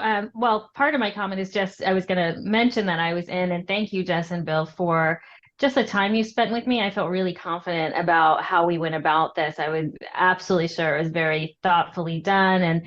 And we have, I'm just so impressed with how you all coordinate with each other, with the other departments in the city to accomplish all that you do. So thank you for the time. I did want to say that I did use click and request, and to Johan's point, there is a drop down title called quality of life. And we had shopping carts over here on Strawberry Hill that had been teenagers were playing with. There's a Marshalls at the top of Strawberry Hill and Westport Avenue, and the teenagers were playing with it. So we put in the click and request, but we weren't totally clear where that fell. So so it was just kind of a general comment that maybe that would be, put it in blight where it is, or it was quality of life. And we were sitting here with some of my residents going, should we put it there? So it was it's a great system. And then the last thing I wanted to say, my other fellow council members, is it sounds like it's really helpful if things go through, from my conversation with Jess, and Jess, please correct me if I'm wrong, but it sounds like it's really helpful if everything goes through click and request so you can track it. So I have been helping neighbors when they ask, or if it's somebody who's not comfortable with having the app, I just put it in for them if I can. But if there's a better system to that, let us know. But hopefully that's helpful. That's great. Heather, you've got your hand up. You're next. Let me unmute. So I had a question about, I know the beginning of the ordinance talks about immediate risk.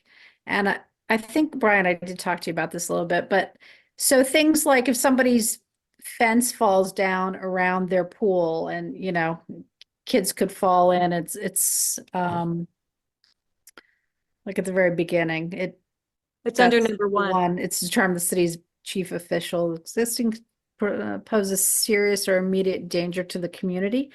So I guess my questions are, what is our liability as a city if the person is given a citation and we don't follow it up with immediately, or does it go to fire or health department for immediate, at what point does that happen process wise?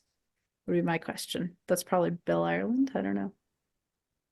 Yeah, Bill, do you mind unmuting and you can answer the question?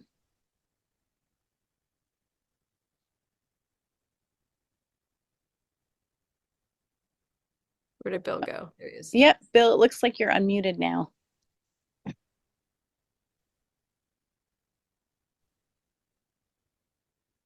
Huh. Bill? Maybe we can text him to see if, maybe he's having a problem. He doesn't know that we're. Let me call him and see if, let me call him on the other phone and see if I can get him. Great. So hold that thought, Heather. We'll come back to it. Jalen, do you have a question that maybe Jess or Brian can answer, and we'll see what we can do about getting Brian back on? Bill back on. Can you hear me? We can hear you, Jess. I hear everybody on my screen. I can hear you now, Bill. Okay, there you go. All right, so back to Heather's question. Did Bill, did you hear Heather's question? Maybe we should have her repeat it. Oh, hold on. Okay, I will anyway. Oh, just wait one.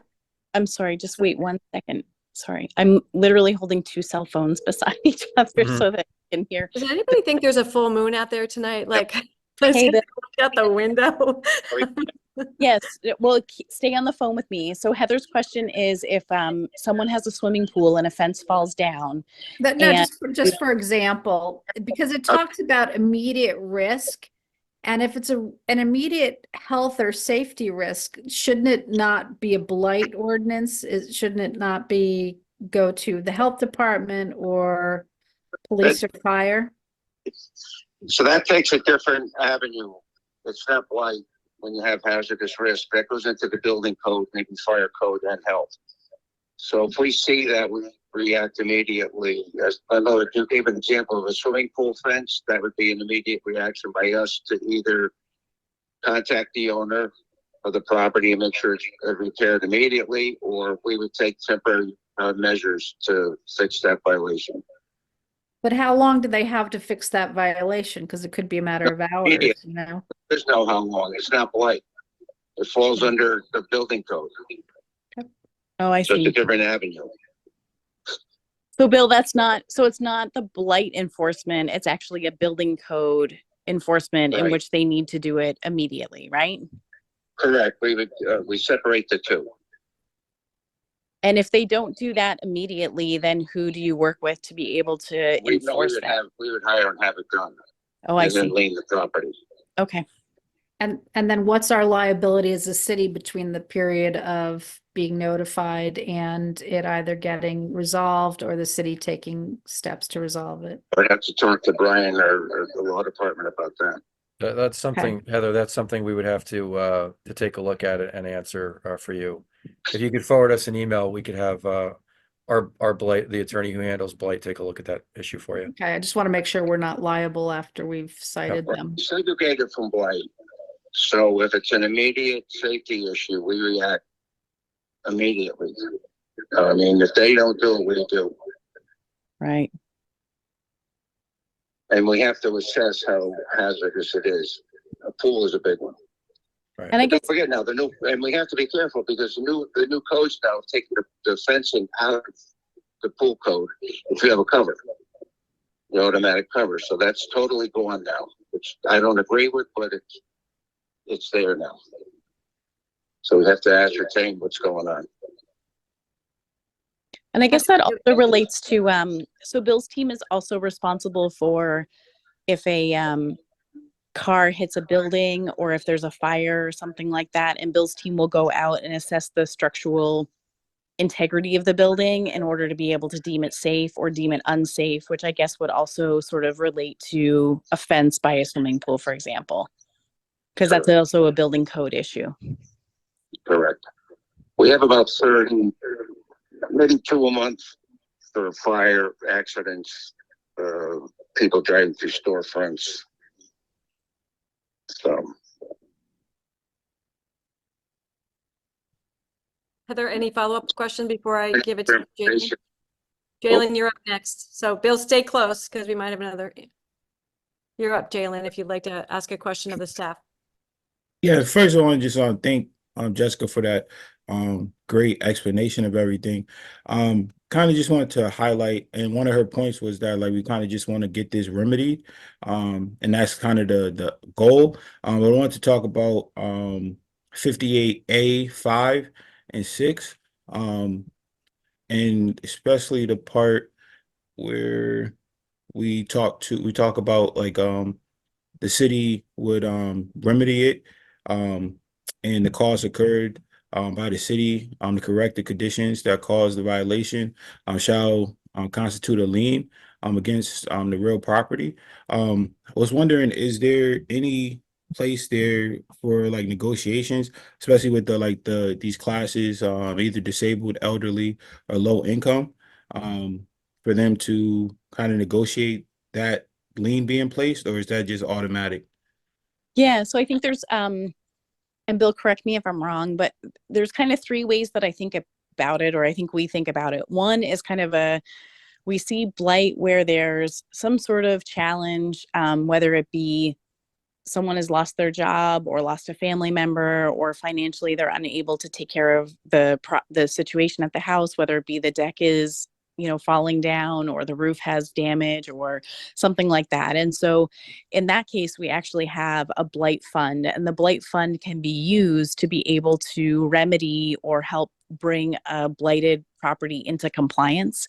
And so that's where we would work directly one-on-one with the property owner, and we would work with them to say, we got a couple of quotes to be able to fix the porch on the house, and if you agree to it, we would put a lien on the house. When you sell the house, we'll get the money back, but in the meantime, we'll be able to come in and at least support you with a little bit of financial assistance to be able to fix that porch, if it's a safety issue. So that's kind of one group. The second group is we usually see the majority of blighted properties are actually foreclosures by the banks, and they're letting the properties just sit. And so in that case, we can negotiate with them as well, but to a large extent, we are tougher with them because they're a much larger percentage of the properties that we see. And also there's not really the attention that we would like on those properties. It's more just they're letting the properties fall into disrepair because they can, to a certain extent. And then the third group is more of the, I'd say, chronic issues that we see, where people are chronically leaving abandoned cars in their property, or their fence has fallen down and it's been 90 days and we haven't been able to get them to comply, or we've asked them to clean up their property and they're just, I don't want to say bad actors, but maybe just folks that are chronically challenged in taking care of their property in some way, and it may not be because of any specific reason. It's just the sense of, they may not just want to come into compliance. And so with the first group, we always work directly with the property owner, and with every group we work with the property owner and and try to understand what the situation is. And then if it's the first group, then we have the ability to negotiate, and not only negotiate, but also help them figure out how to get in compliance, because that is the main goal, right? And we don't want anyone in the city to be in a position where they don't feel empowered or even able to become compliant if they want to. And so, that's really the goal first and foremost. And then, as I said, the second group we're a little bit tougher on, and then the third group as well. And as part of the blight process, we have blight hearings with a hearing officer who's a third party attorney who comes into the city. And many times that's the person who is giving timelines and certain amounts of money based on what the violation is and how long it's been in place. I'm sorry, Chairman. Yes. Can I ask a question to that? Johan, did you have your hand up still from earlier, or do you have another question? I have another question, but go ahead. But but you can go ahead. I'll go right after you. It's fine. So just to your point about the hearing process, because that's like the citation process, right? Yep. And so I think, I recently was in one of those meetings, and I think there was a violation that was past 10 years. And I know that we have an issue with enforcement, and I think that's one area, and I think we talked about it too, that we probably need to look at. And Bill, I think I may have mentioned that to you as well. Correct. So I think just through all of this is great information, and I think it's time for some of those things to transition a little bit, just to become a bit more impactful in what we're trying to do in cleaning up these properties. How often do we change the citation officer, or what is he called, the hearing officer? I don't. Me? Oh. Yeah, go ahead, Bill. Yeah, this is the only one that we've ever had. He was appointed by the Corporation Council, and he's been with us from day one as far as this is concerned. What is Bill? What is day one? Can you give us a year? This is when we when Mario came in with his interpretation of the blight, and he changed the ordinance. And he's the one that actually put the citation officer, independent one. Okay. Before it was, I believe, Brian McCann who sat in on it from the corporation. He was a member of the city corporation council. Okay. That's about 10 years? Okay, that's about right. About 10 years. Okay. All right. I just want to know, we go so far, and once we get past a certain point, and a lien goes on the property, our hands are really washed of it. It goes to the law department or to the tax sale. So what's happened though is when COVID came around, they stopped the tax sale. It stagnated everything, and in getting into the courts, everything got stagnated. So the next tax sale, you're going to see some of these properties on there, And we also found out with a meeting we had that we can independently put a lien on the property and incorporate that in a sale without taxes being involved. We always thought we had to be part of the tax. Thank you. Okay, great. So Johan, this is your chance for your question. Great, thank you so much, Madam Chair. My question just simply, do any of the current violations cover barriers for pedestrians? No, they do not. It's not, if we were to look at the definition that is in the ordinance, that's being looked at here, it doesn't refer to pedestrian barriers or pedestrian. And I think that the answer to that question is that I think, as folks know, we're working on the Complete Streets plan, and that was $250,000 that we had set aside for ARPA, and that plan should be wrapping up in March and in April. But I think that all of the questions related to pedestrian barriers or pedestrian safety relate to the Transportation, Mobility, and Parking's Complete Street Plan, which would address that. Okay, all right, thanks a lot, Jessica. Nora? Just to quickly follow up on that to clarify, so even if the barrier is someone who, for instance, has allowed the sidewalk, which is their responsibility to maintain, to crack and crumble such that it presents a hazard, or if someone has a tree overgrowing the sidewalk such that you can't walk across it, that's going to be handled in Complete Streets and is a TMP issue and not a blight issue? So those are two different issues that you're talking about. So the tree that's overgrown on the sidewalk or the tree that's overgrown in the public right of way, that is a blight issue and will be dealt with through Bill's department. So if the tree hangs over the stop sign or the tree hangs over the sidewalk or anything along those lines, if the yard is unkept and is impeding on the public right of way. From the standpoint of the sidewalk, basically that will be a Complete Streets concern where the sidewalk is crumbling and we need to work with Transportation, Mobility, and Parking and also DPW to create, to talk about how to assess the condition of the sidewalk and work with that property owner in order to be able to make repairs to it or replace it. Another question, Nora? Sorry, just to follow up on that, and thank you, that's helpful about the overhang, because I do think that clarifies one question that I think Johan was getting at. But to clarify, I was under the impression that property owners are responsible for maintaining sidewalks that are on their property, unless it is a sidewalk that the city has sort of affirmatively taken responsibility for maintenance and repair. Am I incorrect about that?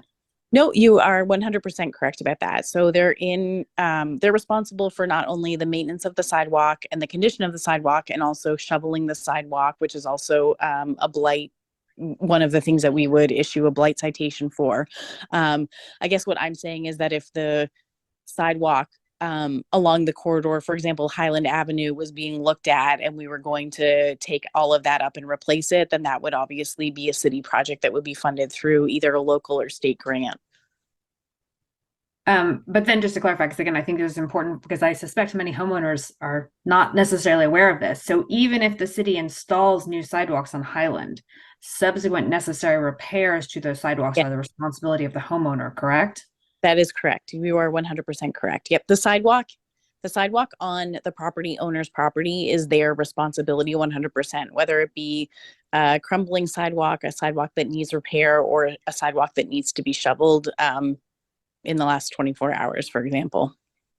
Okay. And so if any of those situations, so it's a sidewalk that we are not planning on replacing, the city has has taken responsibility for, then it would be a blight violation if they have a crumbling hazardous sidewalk potentially. I think it's a good question, and to be, I think it's, well, obviously it is a very good question. I don't know that we addressed that in the blight definition itself. I would need to actually go back and look at that. Brian, do you know if the sidewalk is addressed in the blight definition? I don't believe it is, but I'll do a search while we're talking. I'm also not sure, sorry to weigh in here for a second. I don't know why my video just stalled. I think there's a tension between blight. It also falls under probably the defective highway statute, which is 13A-149.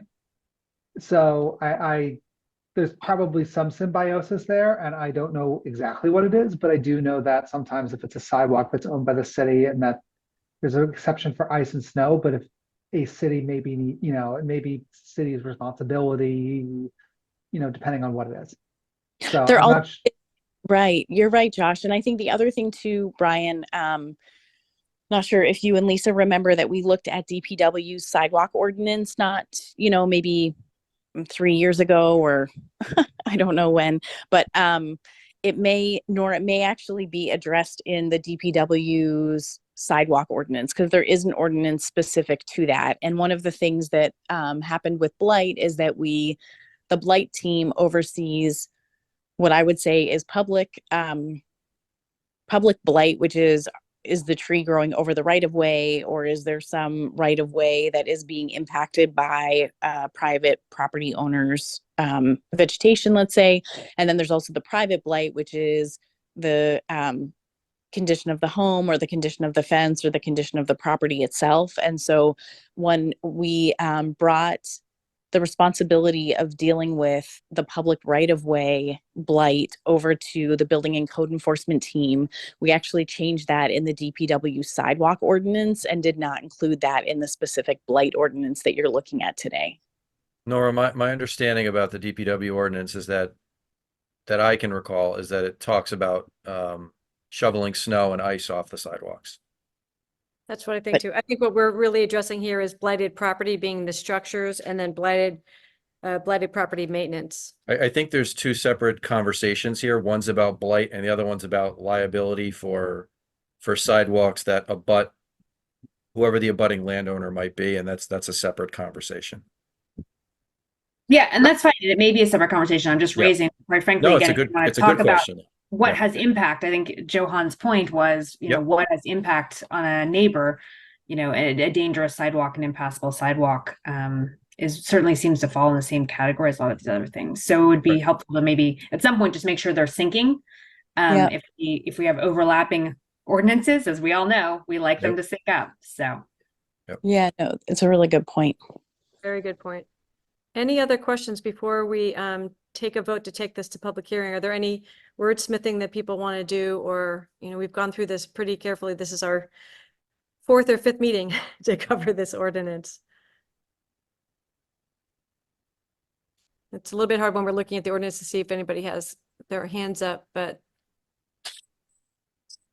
not seeing any hands. I guess, Brian, we can go back and I would entertain a motion to take this to public hearing at our February meeting. This would be Chapter 58A, Blight Prevention. So thank you, Nora, for a motion. All in favor of taking... Oh, no, I apologize. I sort of realized that, remember, I did have the world's teeniest knit. Oh, yes, we like the knits. Yep. Let me put it back up on the screen, Nora. Go ahead. Sorry. So under the potential violations definition. Potential violations definition. This really is the world's teeniest knit. Hold on. Under property maintenance? Property maintenance violation, you mean? Sorry, property maintenance violation. Yes, violations. There are 2 B's instead of a B and a C. If you keep scrolling down, there's a B, and then the next one needs to be a C instead of a B again. Yes, okay, hold on one page, second. Yep, right okay, above short grass. You got it. Yeah. Sorry to have forgotten that. No, I forgot it too. Thank you for remembering that. We wouldn't have to fix it. So now, having made the knit fix, I'd entertain a motion to take Chapter 58A to public hearing at our February meeting. Do I have a motion? Thank you, Nora. All in favor? Alrighty, great. So that is done. That's unanimous. Okay, now for the star of the show. Discuss and voting on the redistricting ordinance with Steve Mednick. Hi, Steve. Thank you for sitting through the last 2 hours. We really appreciate it. So I'm going to turn the meeting over to you at this time.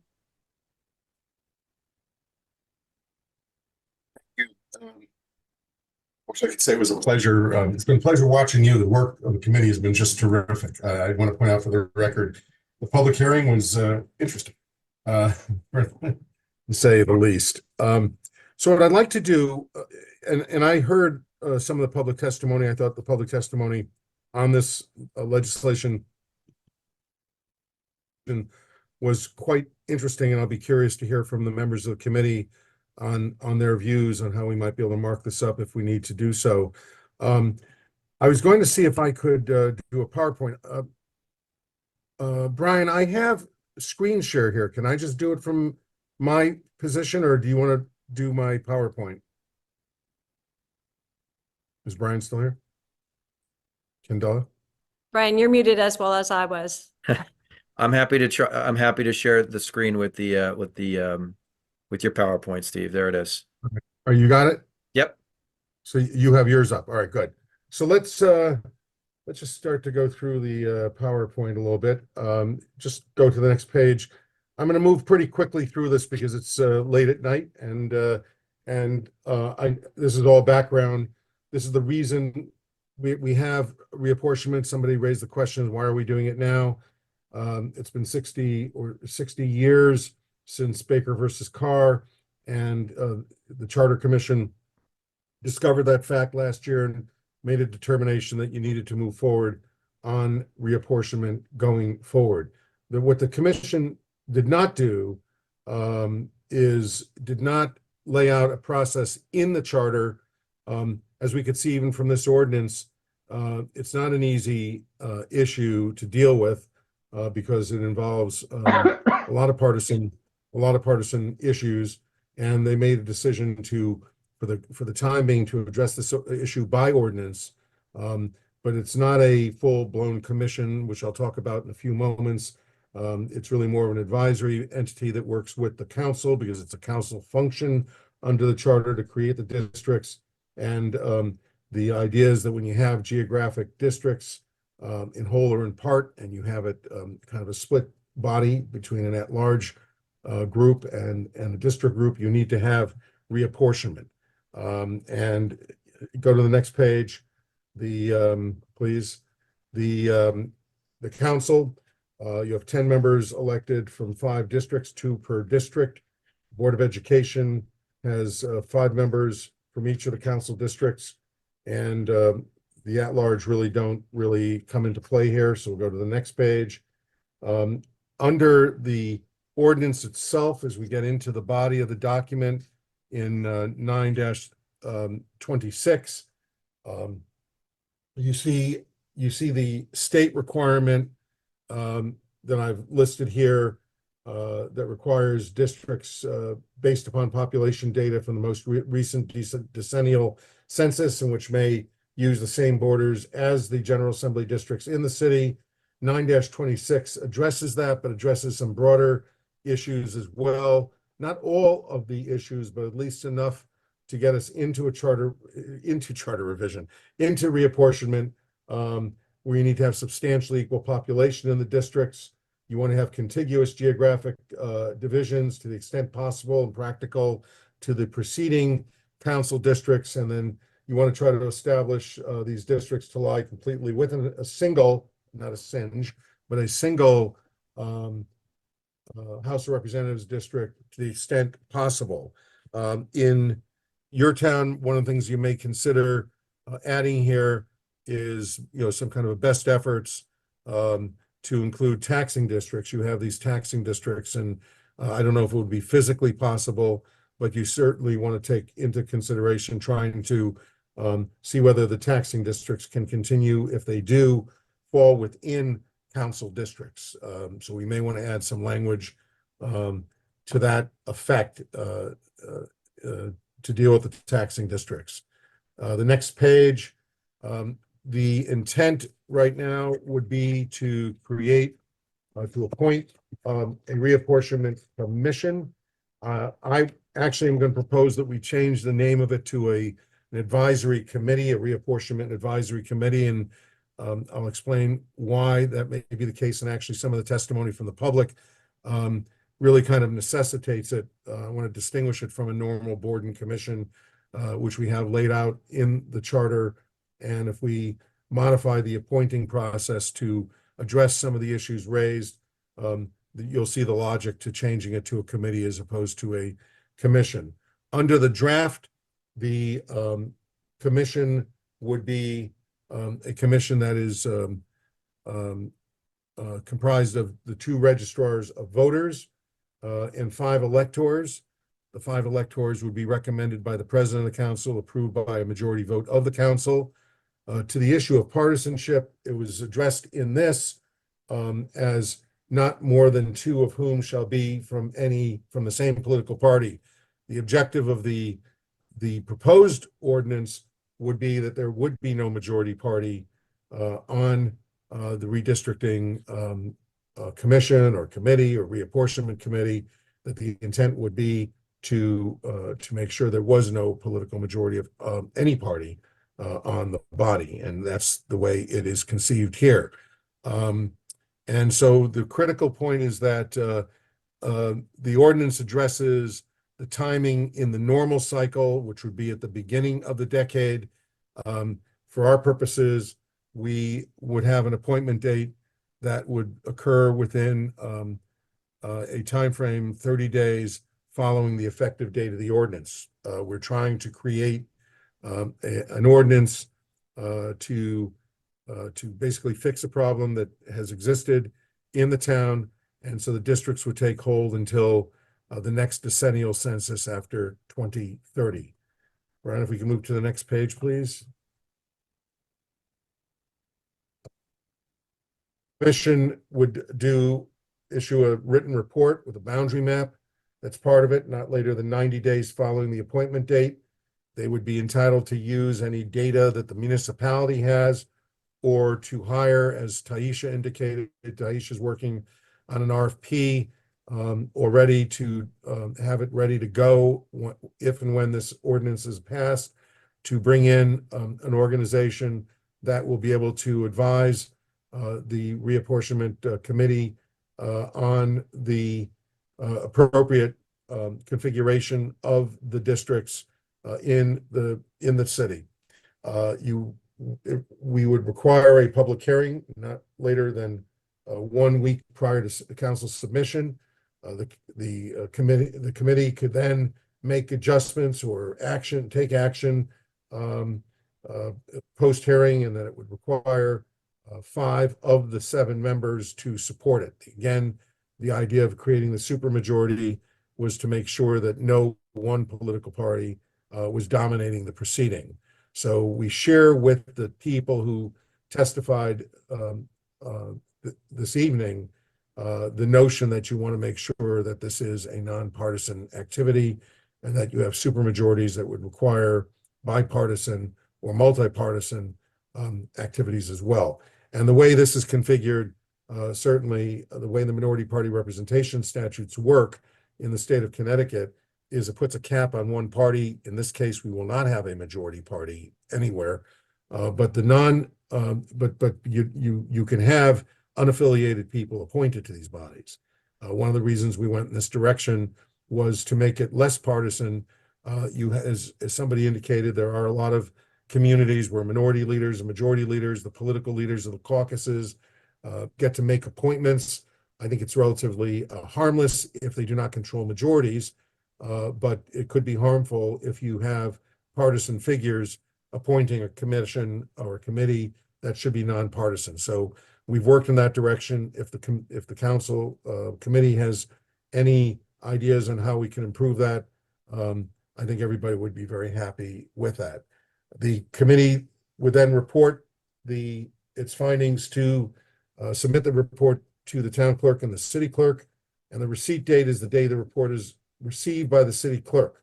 Now, if the committee, the advisory committee or the commission, whatever we end up calling it, fails to file the report, you then move to the end of the ordinance where the mayor appoints a commission.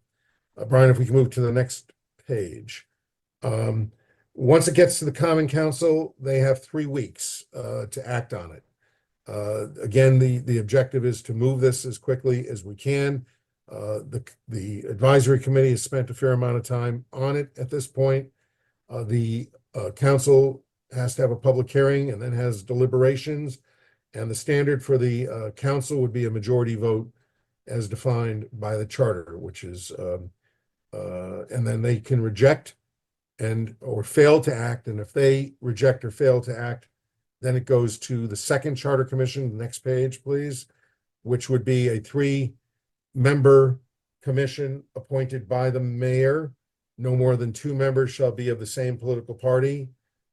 They would have 21 days to make the appointment, to make the report, their final report, and then the final action would be go to the Common Council for a majority vote of the council, and then there's publication after that. Let me just talk about this a little bit. You'll see at the bottom of the PowerPoint page is a note about the 2025 Charter Revision Commission. This definitely needs to be addressed by the next commission, because what we cannot do in this ordinance, and we knew this when the commission passed the charter, is because we require an ordinance, you have a process where the council and the mayor need to approve an ordinance in the way that the charter requires. The council will act, the mayor can approve or veto or allow to go into effect without a signature. What we don't have in this ordinance, and we cannot do it because there's no way around the ordinance process. If you see some of the documents I've sent around, you have kind of a fail-safe or default at the end of the process, so that if you had a second reapportionment commission and the council rejected their report would then become the district. So it forces the council to grapple with it and approve something that they can agree upon. But if they can't, you can't go without approving your districts. Unfortunately, we're not going to be able to do that in this process. We have to hope that the council will be able to enact prudent districts under federal and state constitutional and statutory standards, and that we would that it would move forward appropriately. But we definitely need to address this issue going forward in the next charter revision process. Let me talk a little bit about, and then I'll open up for questions and comments, because I think it's really important that we try to move on this document. As some of you know, my background in government, I did your charter revision last year, but I've done charter revisions throughout the state. I've done, many of these throughout the state: New Britain, Hartford, Waterbury, Hamden, 3 in Hamden, 3 in New Haven. I'm now on my 3rd one in Waterbury, starting in the next week or so: Bridgeport, Middletown, Norwalk, Fairfield, Stamford, East Windsor, Portland, and Darien. And I've done an awful lot of ordinance development. That's why I think they brought me in here to help work in the post-charter process. In many of the communities that we have been talking about, I have drafted the reapportionment and redistricting plans for New Haven, Waterbury, New Britain, and Hamden.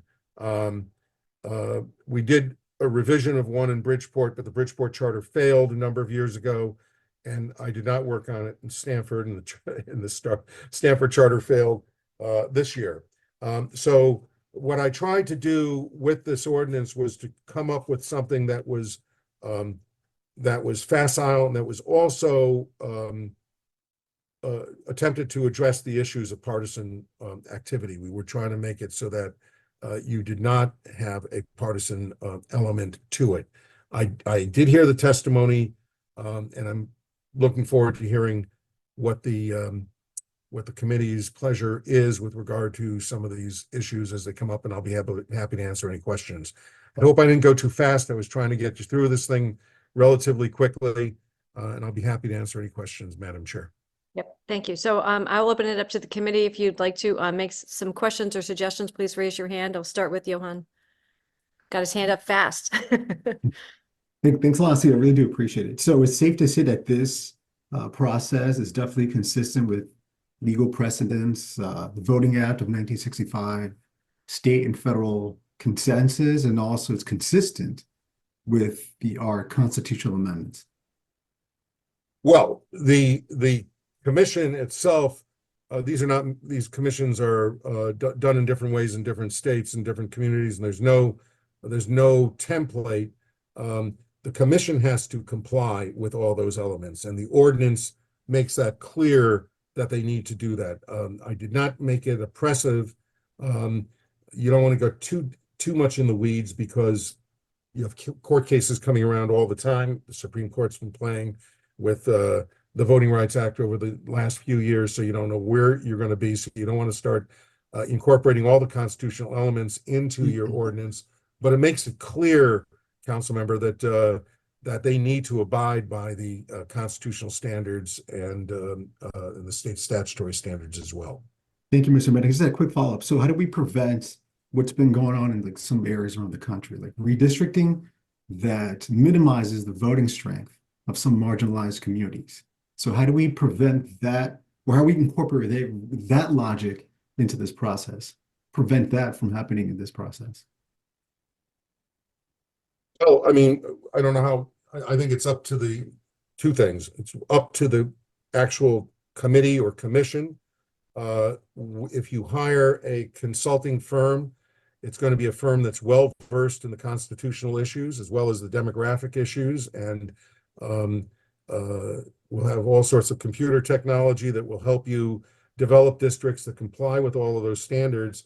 And I think the language, it's broad language, seeking to conform to federal and state constitutional standards and statutory requirements, among them the equal population, and trying to maintain the geographic, the appropriate geographic divisions, and try to fall within the parameters that were established by the legislature by trying to fall within the assembly districts, which were presumably, and I'm not familiar with the districts in Norwalk, but the attempt of the legislature is to try to create districts that are constitutionally viable and constitutionally suitable.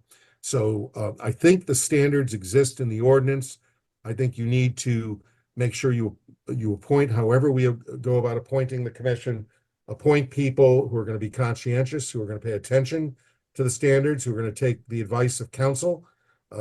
Your corporation counsel's office, if I'm working with them a little bit, but I think the group that will come in, the consulting group, will be the principal advisors to the commission, and you as members of the council are going to have the final word. And you need to make sure that they're vigilant and that you question them very carefully as they're going through the process. Excellent. Thank you so much, Mr. Benedict.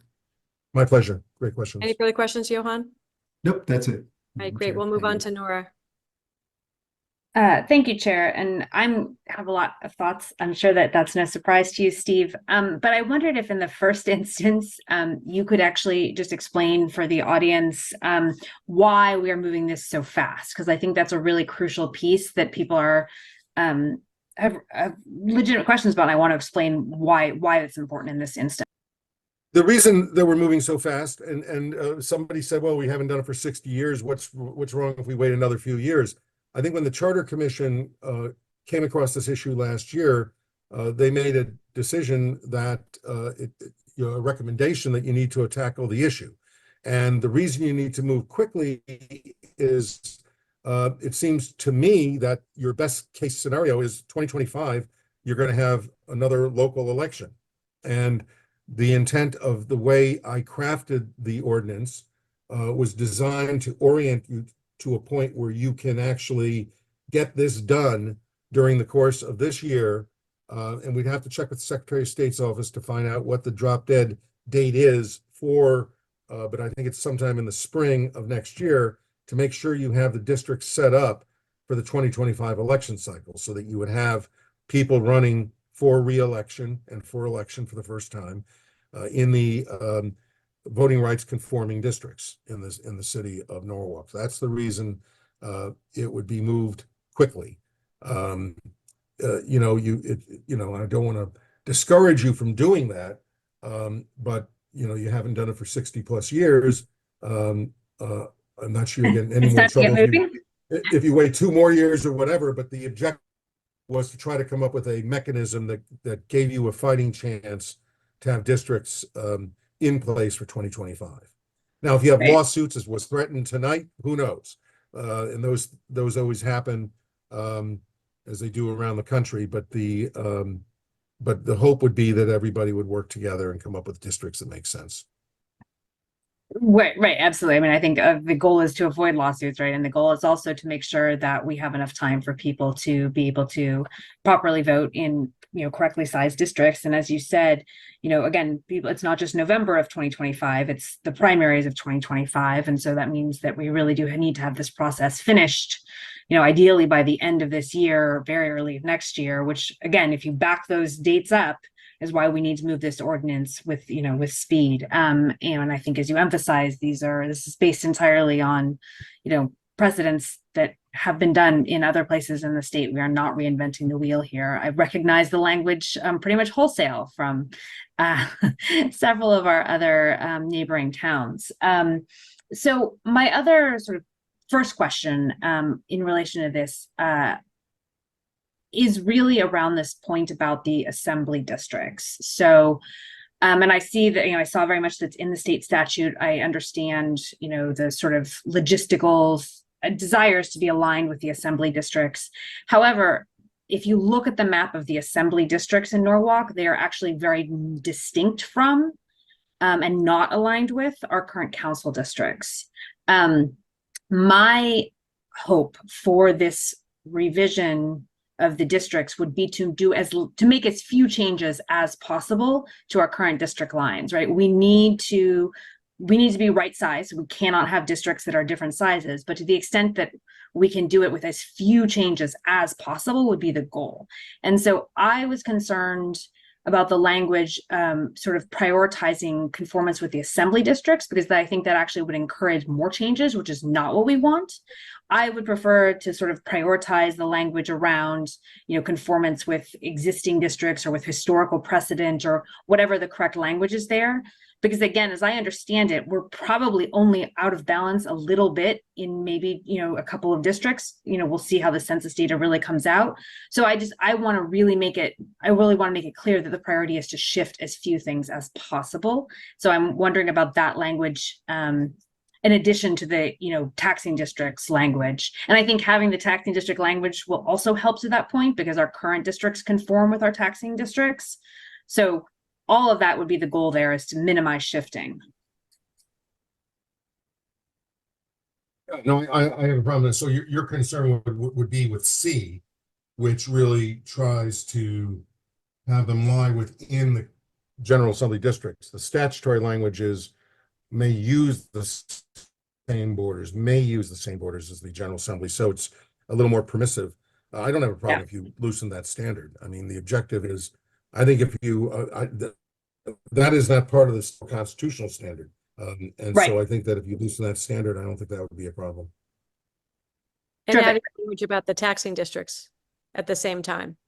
Yeah, what I was going to recommend in 9-26B is, to the extent that the districts shall be, to the extent possible, consistent with the preceding council districts, established in compact and contiguous form, following geographical divisions, including best efforts to include the boundary lines of the taxing districts as defined in the charter.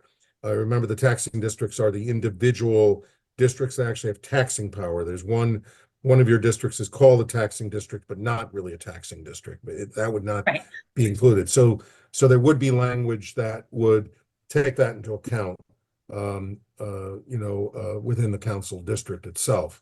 We can soften the language and see to say that we would try to comply. I would say attempt to comply with the provisions of 9-169F, so that if you do that, it incorporates a softer standard on the General Assembly districts.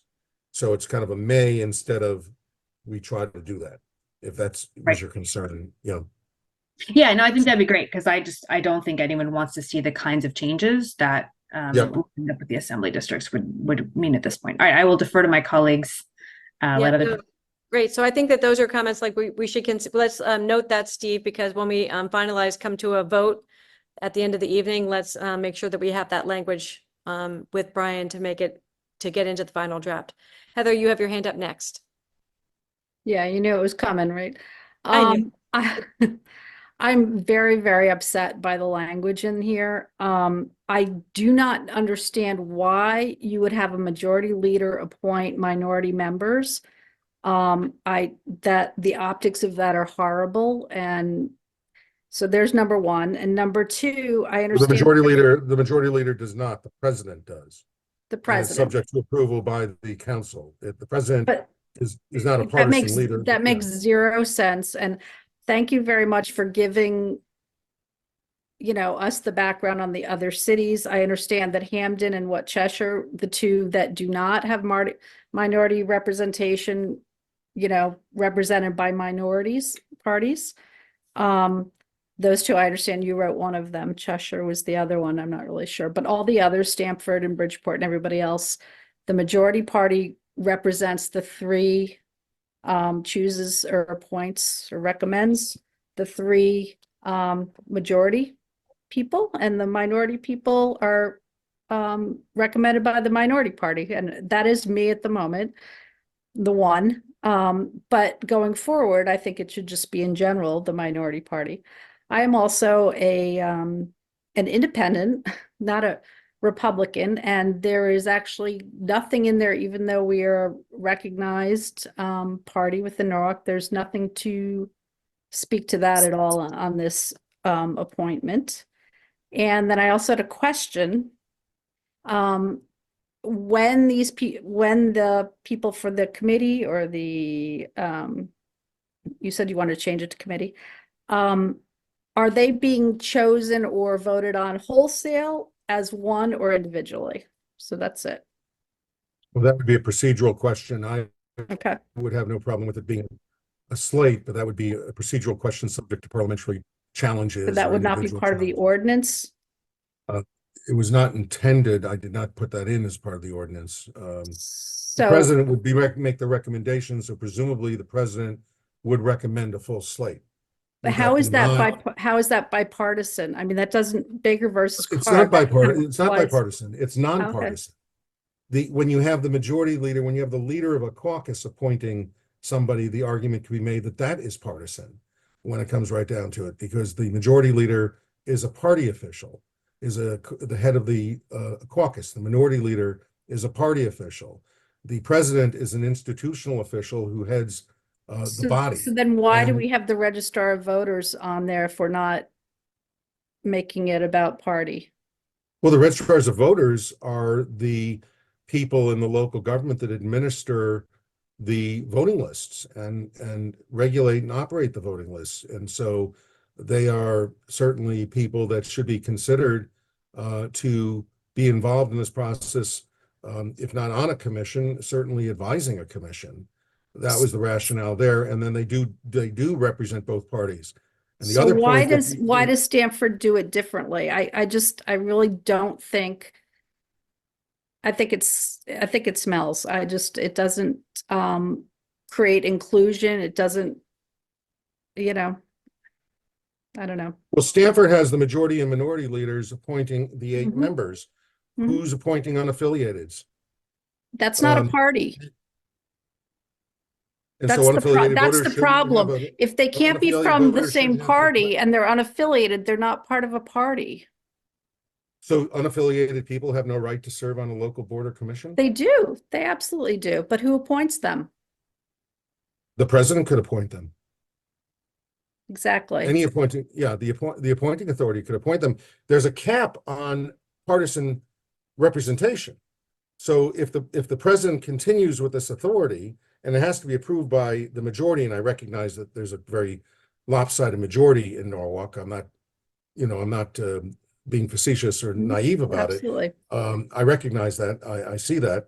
But So how does president is how does limited this speak to that, or how does this help that? Because nationally we're having huge issues. And I feel like this is just, you know, a little piece of it. Well, there's no that majority Baker for any versus party Carr on- doesn't talk to that. Well, it does. There's a cap on party representation. So the president can only, on the 5 appointees, can only appoint 2 people, a maximum of 2 people from the political party. So if you wanted to go with the traditional parties, let's go with your party. 2 So if we independents, had 2 5 Democrats. U's, that means that that's not 5 from any political party, right? or no? Well, you can't have more than two from any political party. So Right, the but we could president have could 5 appoint, U's then, yes? you could have 5 U's. Yeah, sure. Or, Under the minority party representation statute, you can certainly do that. The minority party representation statute is but it's kind of a not a misnomer. party. Again, it's not a party. And therefore you can appoint an entire commission of unaffiliated voters. They don't have to be of a party. But if you're appointing people of a party, the concept of minority party representation statute puts a cap on the majority party. It doesn't require the appointment of a minority party. So if the Republicans were the But majority the party, majority party leader is picking all that, and then you have a common council that's voting on all that. The optics are horrible, and that's why they're threatening a lawsuit. I'm trying to not have that happen. I mean, Would you have a why do recommendation? we have Do you to have a go there? Why recommendation? can't we just have it seem fair and unbiased? I need to hear a proposal.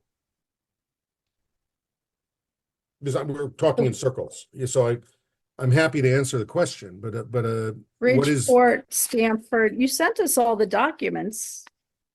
well, water in New Haven, the mayor appoints them. You didn't cite New Haven, they're appointed by the mayor.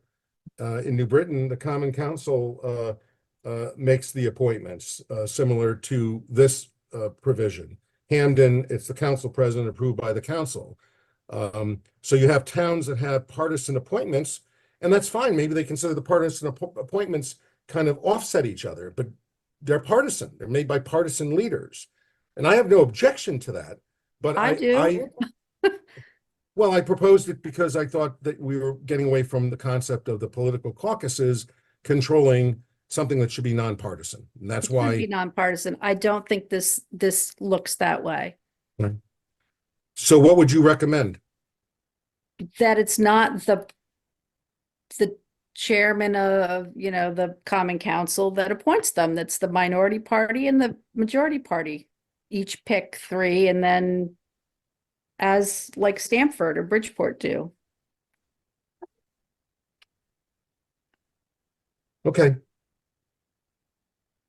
More But yeah, thoughts? again, I want to hear what other people think too. It's, it's not my way or the highway kind of thing, but just as, the outsider minority here, it does not, that's why people are upset, and I'm trying to make people feel included and some sense of equity to this. Jalen, you had your hand up. So if Heather's wanting to hear from other people, is this a good time to take some other comments, Heather, or do you want to follow? You want to Yeah, continue? I'll So, probably have Jalen, something you to had- say again afterwards, but Sure, sorry. absolutely. Just, we're not closing the conversation. Jalen, you had your hand up before. I just want to make sure that before Yeah, I Josh. lowered it. I'll bring it up when we finish this point. Okay. I think Heather's finished this point for the time being. If there's other things, and I know we're going to circle back to some of these same things. We're going to cover this ground again for sure. Josh, I guess if Jalen wants to wait it out, if you'd like to I speak. actually want to defer to Stuart because Stuart has his hands up. I know he's been, waiting, and in case Stuart had a substantive response to what Heather said, I would defer to him first before I go. Great, thanks. Stuart, you're up. Okay, first, the current situation is that District A has got about 2,000 too many, and District C has about 2,000 too few in terms of population. Best I can determine. It's hard, as I said last time, because you have district lines currently that run through the middle of houses and apartment buildings, and so and they don't correspond to census blocks very well. But that's my best guess. You can make those kind of changes on a fairly minimal basis. I already have a couple of ideas on that, and I could propose that anytime, although I don't have it mapped out where I could share it with you specifically tonight. You need to decide who gets to decide how big these districts are currently, because it's an estimate based on the because of the way the lines work. You can't just add up census blocks. Second, and more importantly, I don't think the registrar should be on the committee. You'd be asking us to vote on things that have a substantial effect on our workload and on our budget and on our the need for additional resources conceivably. If they went to several more polling places, which they might do if they cut lines through taxing districts, they'd have to be separate polling places. We'd be happy to staff and advise. That makes perfect sense.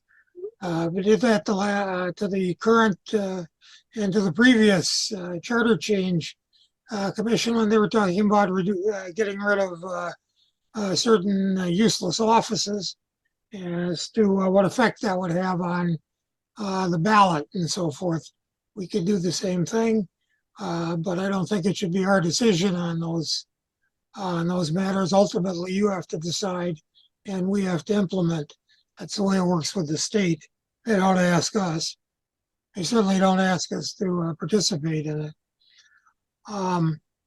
So those are my Would you be quick comfortable feelings. with an ex officio role, you know, as the two registers, the Democrat and Republican as ex officios, so that you could advise the committee, because there's nobody who knows the street of each. No, as I say, I'm happy to advise, call it what you want, but not the vote, not a voting member. Okay. Yes, as I say, you'd be asking me to vote, and I'd be typically voting not to have to spend more time and more of the city resources. Not that that's not a valuable point, but that might be at odds with the political necessities. And so. Great. Thank you for sharing those thoughts. Josh, you still have your hand up. You were going first after Stuart.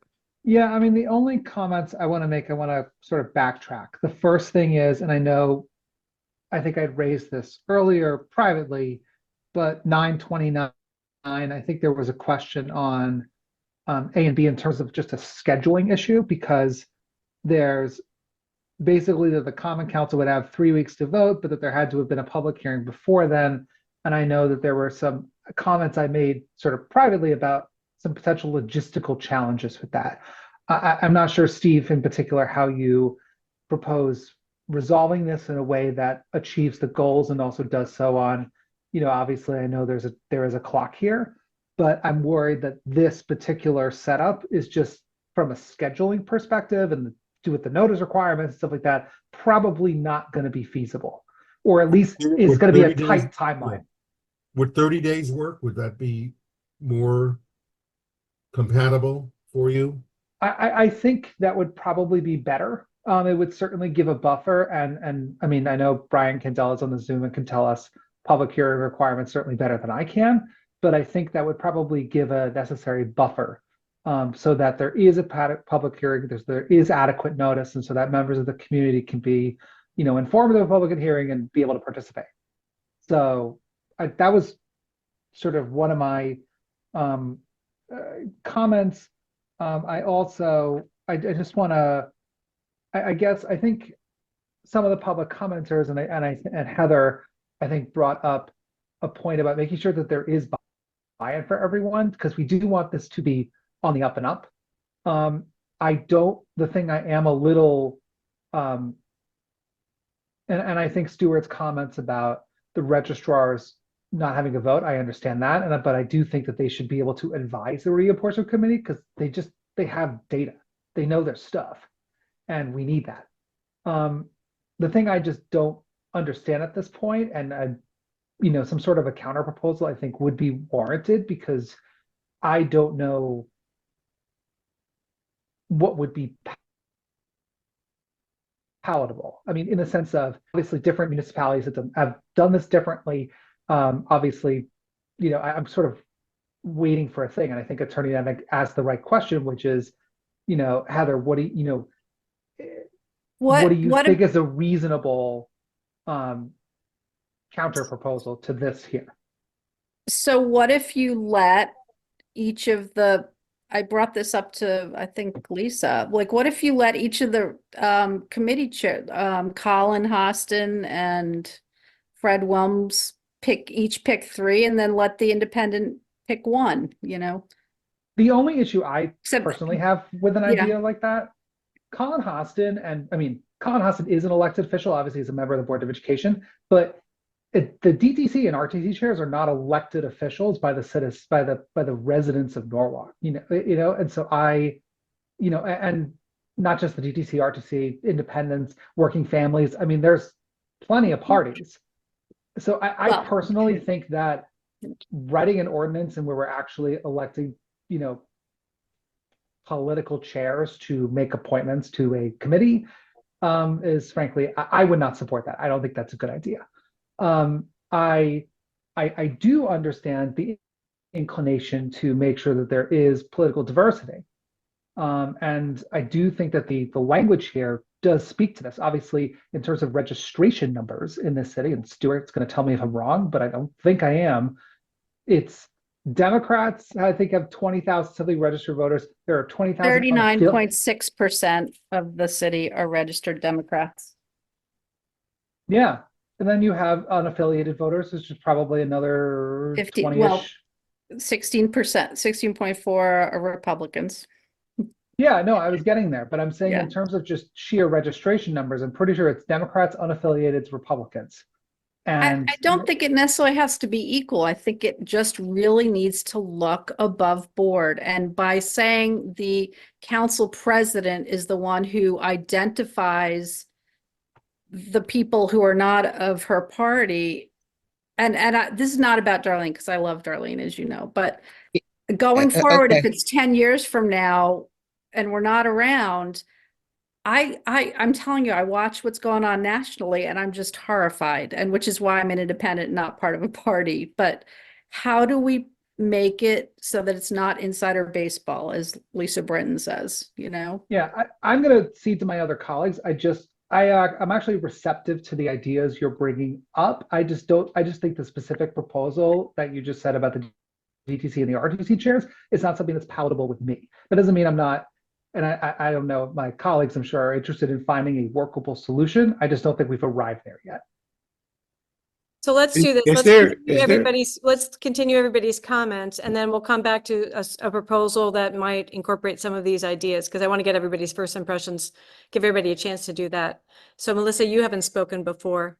Yeah, couple things. Kind of mirroring what Josh said, when we one of the first time frames that we have is right after the state finishes their districting. I think we have 30 days for us to start the process. Is that correct? And I had the same. I know we want to get it along because we have to do it before the term, but I was worried if there was any technical issues, if there ran into any bumps, if we had enough time there. And that's not, that's a longer time frame than the week that Josh was pointing out.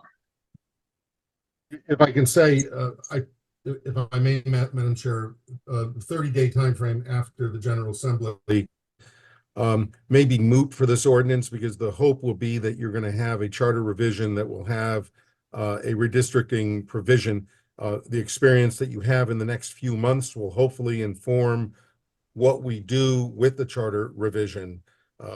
And so we can examine that. But the 30 days was, the General Assembly is doing reapportionment, when they're going to be done.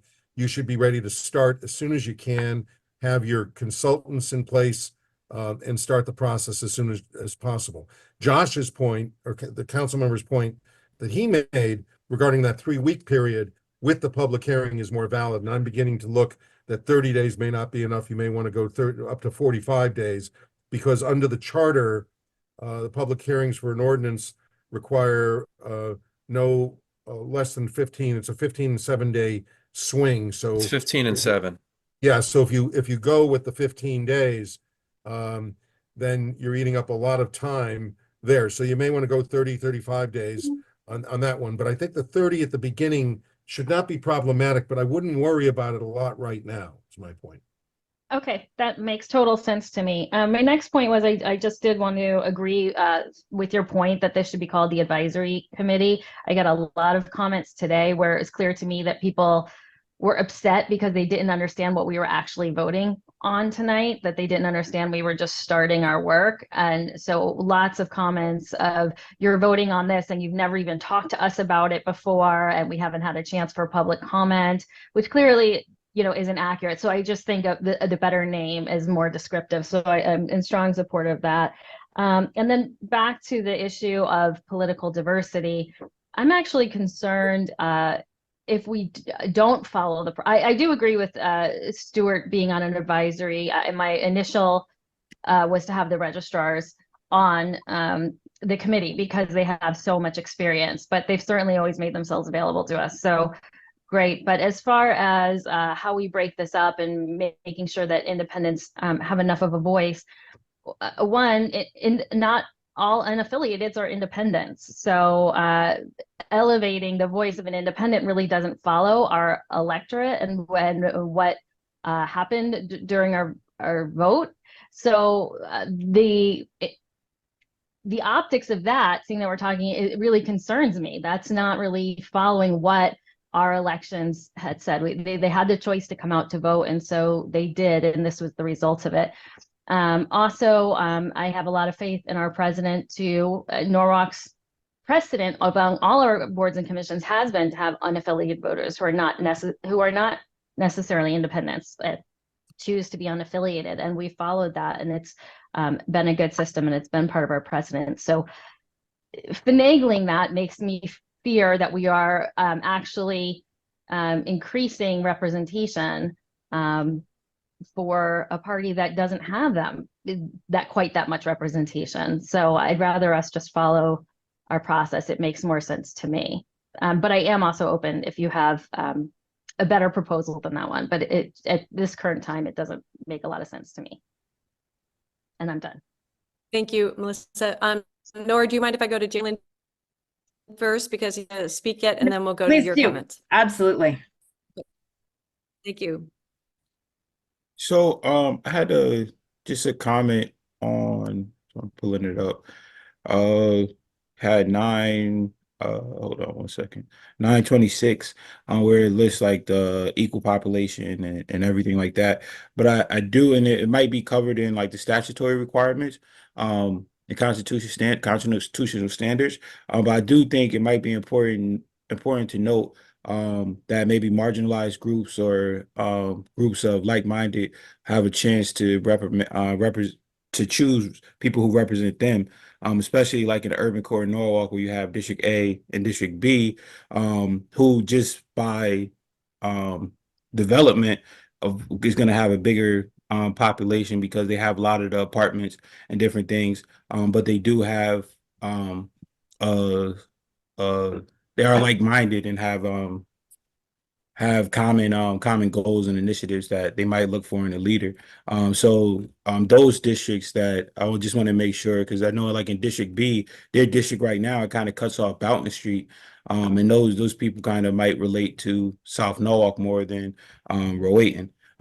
So I think that might be something that I think it might be worth noting there, even though it might be covered in constitutional and statutory requirements, but I do think that might be important.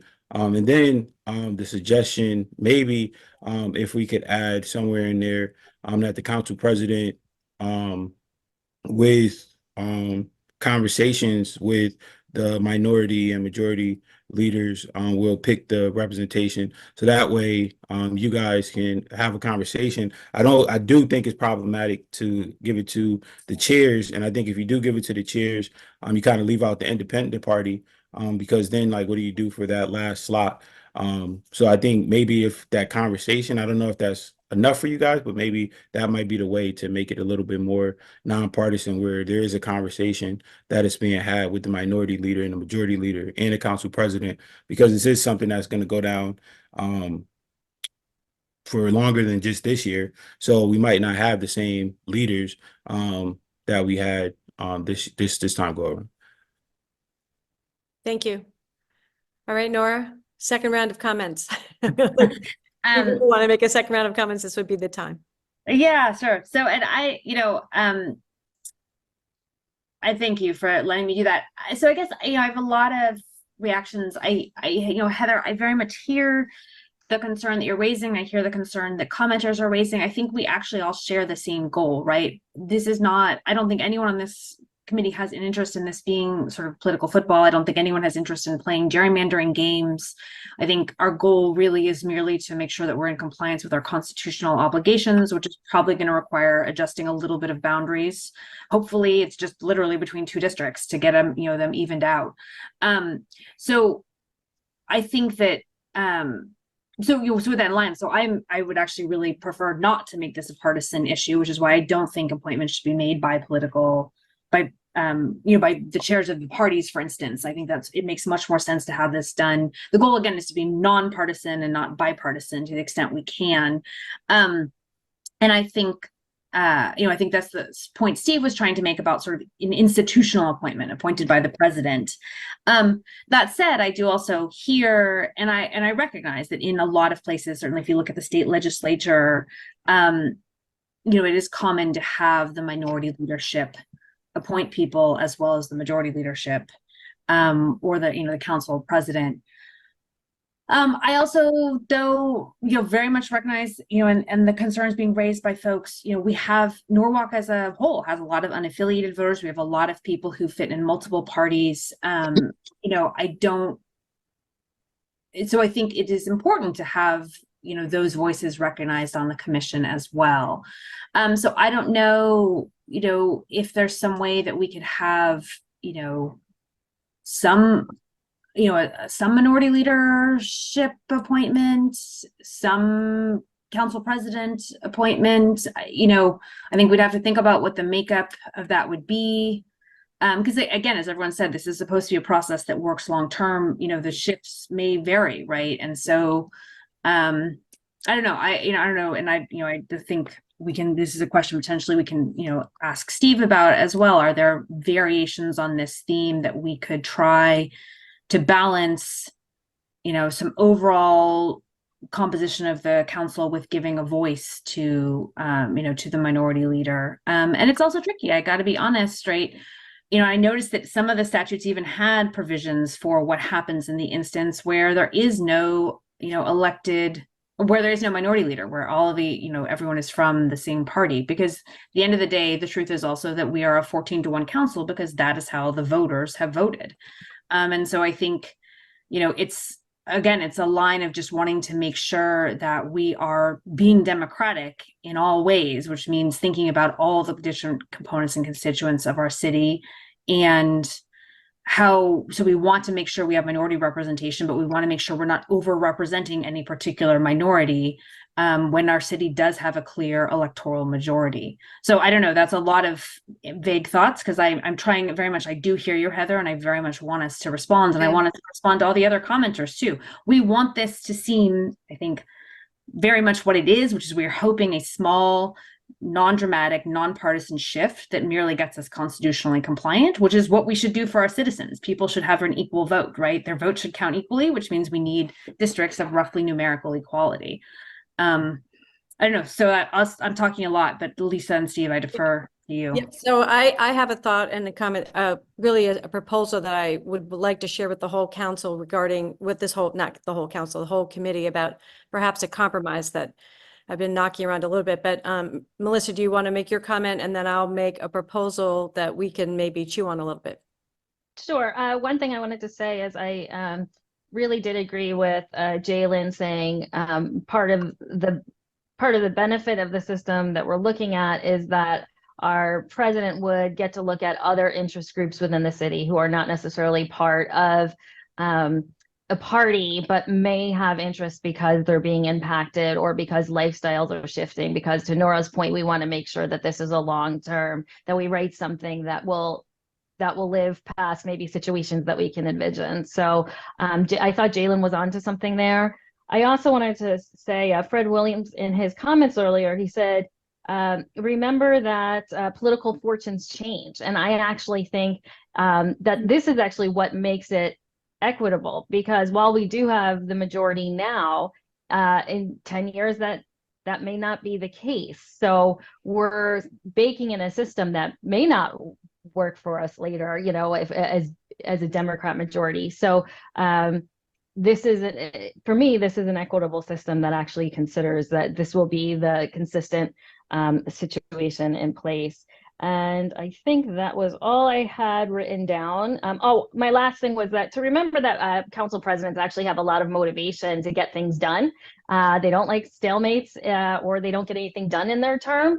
And I think that gives them a lot of motivation to sit down with their minority and majority leaders and hash things out. And so I still believe that council president's in a very good position to do the appointments.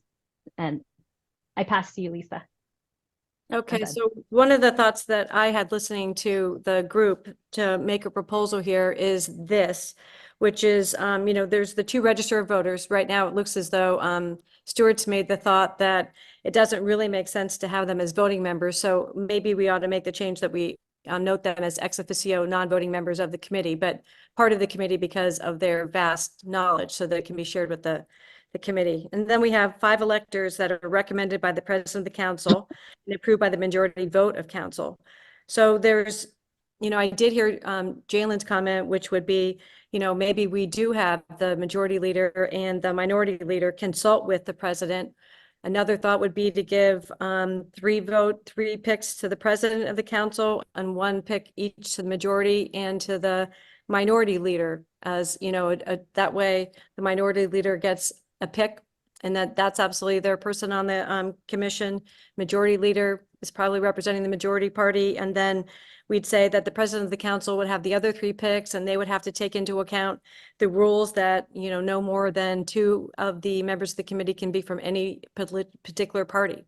So that's another way to consider it. So trying to move Can I ask a question about that, though? To me, that still sounds political, and to Melissa's point,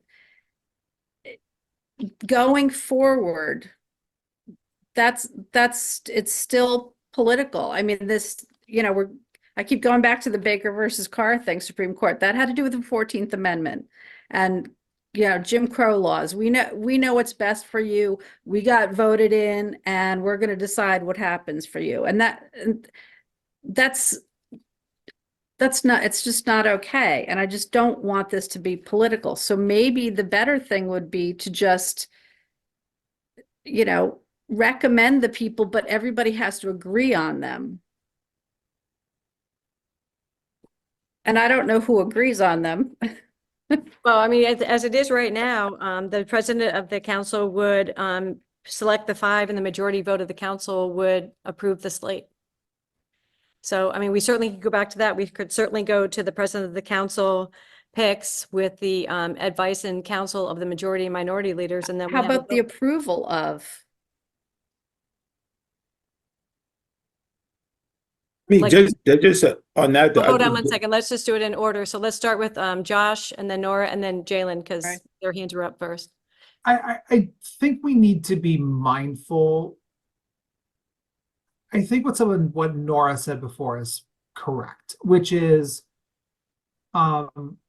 yes, we want to be, have our eyes on the future, but also, I want to make sure that while we're saying it, we don't want it to be political, the fact of the matter is the appointment structure is trying to be even-handed, but not necessarily unrepresentative.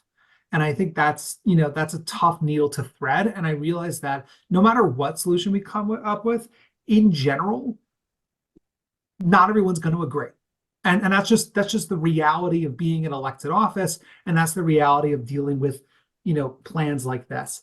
Josh, it's okay not to agree, but absolutely, if you don't feel like you have a voice or the opportunity, which over half this city feels that way right now, and that's why we get so many nasty emails all the time, and that's why people are threatening lawsuits. It's like, we don't need that. We just need everybody to feel like it's a fair and equitable process, even if it doesn't go their way. Yeah, I understand that, which is why I actually think what Lisa said, a few moments ago about having there being, picks by the president, the majority leader, and the minority leader is actually a way to move forward toward that goal. So I just think some of the suggestions of, basically unanimous approval by the president of every member by the president, majority leader, minority leader is just probably not tenable in the long run. I do think, and I think you're hearing it tonight from the members of the committee, that we all seem to be largely on the same page, that we want this to be a thoughtful and representative committee that will frankly do make some of the the kinds of subtle changes, but necessary changes that frankly Stuart was talking about earlier. So I think I want to make sure we're not going too far afield, but I wouldn't dismiss out of hand what Lisa just suggested, because I actually think that's probably closer to the goal than not. So, Josh, the at the end of the day, we're going to redistrict, and we need to do that, and it makes total sense, and how we do that makes total sense. But when people get their letters, that they've been redistricted or not, I want to make sure that everyone feels, and there's a couple outliers occasionally, but that everyone feels that, okay, this is the way it was. And, I had people there representing me, or, like that, again, it's not insider baseball. It needs to Well, that's appear incumbent that way upon too. Darlene and the commission to pick the right people. I mean, that is part of it. I mean, we can't guarantee the right picks are going to be like tonight. Like we have to set the structure up for this purpose. So think about your thoughts again, Heather. We'll have you come back at the, I know you have more thoughts about it, but I don't, and I'm willing to go with like whatever people feel or think, but I can just tell you when it doesn't feel right, like people are being represented, and that there's going to be backlash. It's like, I just don't want the backlash, Exactly. Nora, you had your hand up next. Yeah, and just briefly, to respond again to Heather's point, or to think about, to the best of my knowledge, I don't think we have anything that requires a unanimous council vote. I don't think there's anything in the charter. I think the highest standard that is in our charter is 2/3. So we could certainly move towards a 2/3, a 2/3 vote for the commission appointments. I don't know if that really helps. And so if the president proposes, and then we have a 2/3 vote for approval. But I literally don't think we have ever for anything had a higher standard than that I'm aware of. So I don't know if that helps. I think it's an interesting option to consider. I also look, I like, actually, I think both Lisa's thoughts are helpful, are thoughtful alternatives. I mean, not that in our present moment, I'm sure that, our council president would be considering people's suggestions, your suggestions, anyone else's suggestions. We all know that Darlene is a very thoughtful person. But I think from a procedural process standpoint, certainly we could make it a requirement that the council president consult the minority leader. I like Lisa's idea, quite frankly, about having, the minority leader have an appointment. And if we balance it out with the minority, the majority, and then the council president, I think would be a way of trying to get some of that balance. The funny thing is that I hear what you're saying is you don't want to be political, but I also hear the suggestions you're making, actually making it more of a political process. I think there is a lot of, I don't want it to be sort of a purely partisan divide. Because I do worry that in the long run is actually harder to, then it encourages the appointment of people who are going to think about it politically. So I don't know, I'm open to suggestions, but I did just want to flag that about unanimous. I just don't think we have a mechanism that we've ever used that for. Thank you for that point. Jalen, your hand is up next. Yeah, I think I like the idea of the advisement with the majority and minority leader. Just because I think that it is important also to have some decision making based on like the district. So I do think it should come back to the council so that representatives from each district could have a vote on it, or some type of say. So I think that advisement between the leadership team of the council with the majority and minority leader and the council president, and bring it to the full council. I think that's fair. I think if you have the minority leader has like a say, the majority leader has a say, that's definitely, that doesn't have to come to the council. I feel like could be left out just from a standpoint of the districts having a say on what's going on with these votes. So I do think that advisement, I think that we have to be able to have some civility where where the leadership could talk to each other and put up a good slate of people. And if we stay with the guidelines that there has to be two from each major party, I think that that's a great way to make sure that there's a balance. And then also the minority leader has some input. And again, I know Heather, she has an awesome responsibility to fight as the lone minority council person. So I know that, and I think we hear that. But I think that we kind of have to have some trust and conversation. I know that's hard because of the feelings, and we see it in the emails. But I think that that might be the way to really get something going, and also give the districts that like we represent each district to have some say in what's going on in this important process. Thank you, Jalen. Melissa, your hand up is next. Yes, Nora touched on the 2/3, and actually when Heather was talking about the unanimous, I thought of the 2/3 as well. And I actually support the idea of 2/3 because this is a really important process, and it sort of highlights what an important process it is in our structure. And we also know, even among one party, how hard it is to get to that level of 2/3. So that's not getting to consensus, which I don't think we should do, but this is an important process, and I think it deserves that level.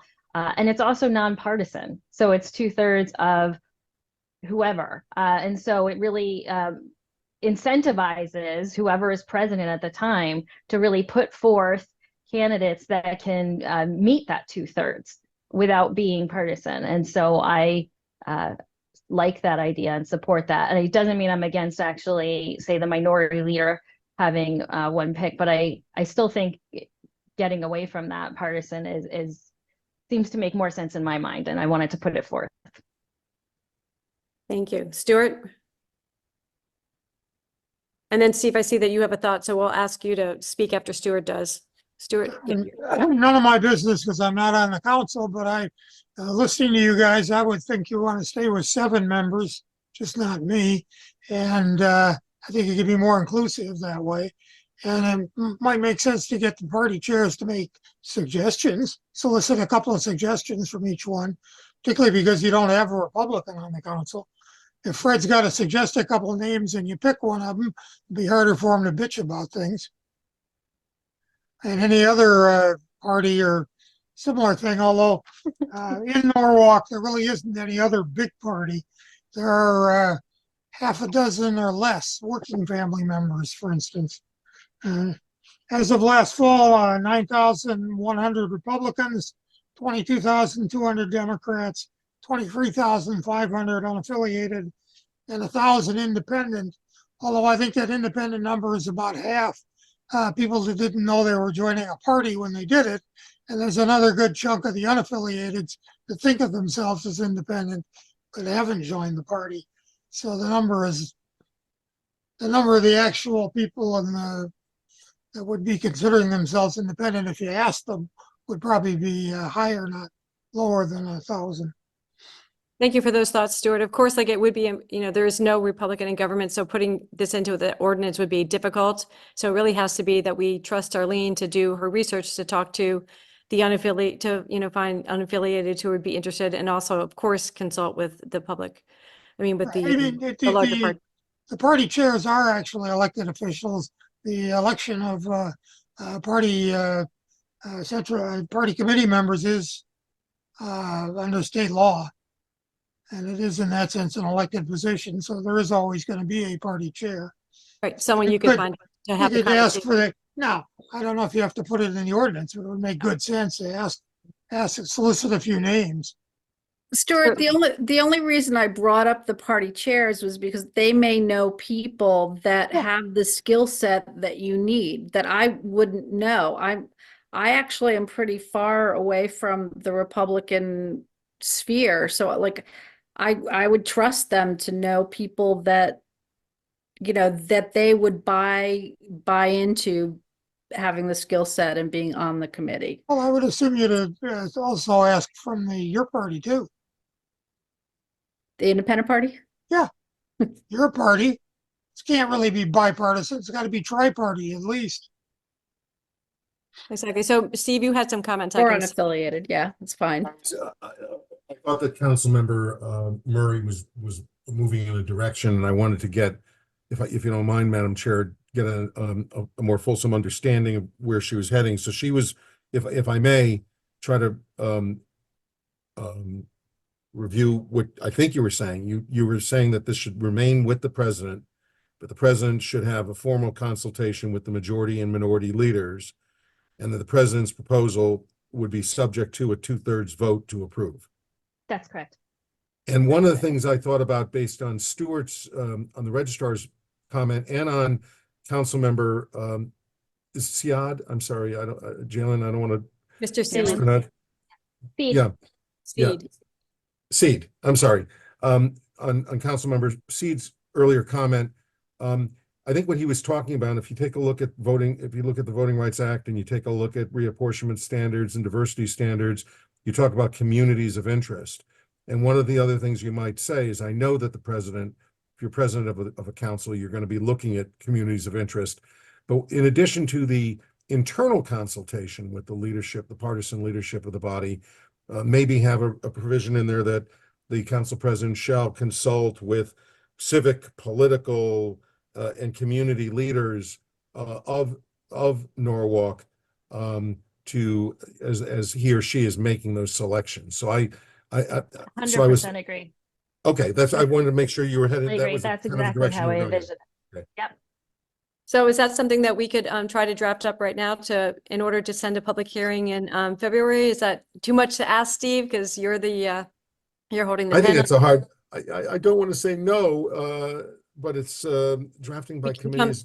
We can come back in February with a new ordinance to share with the entire committee and the public. Yeah, Yes. I hate to lose a month. Is there a possibility to do a special meeting between now and the hearing to still try to get a hearing in?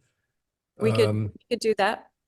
Yeah, because I think that, I mean, unless my good friend, the Deputy Corporation Counsel feels like we can do this, this is not, this would be a difficult, I think I've heard everything. I think I've heard a number of comments, and I think I can do a vast improvement with consultation to come back to you with, but you know, I don't know. What do you think?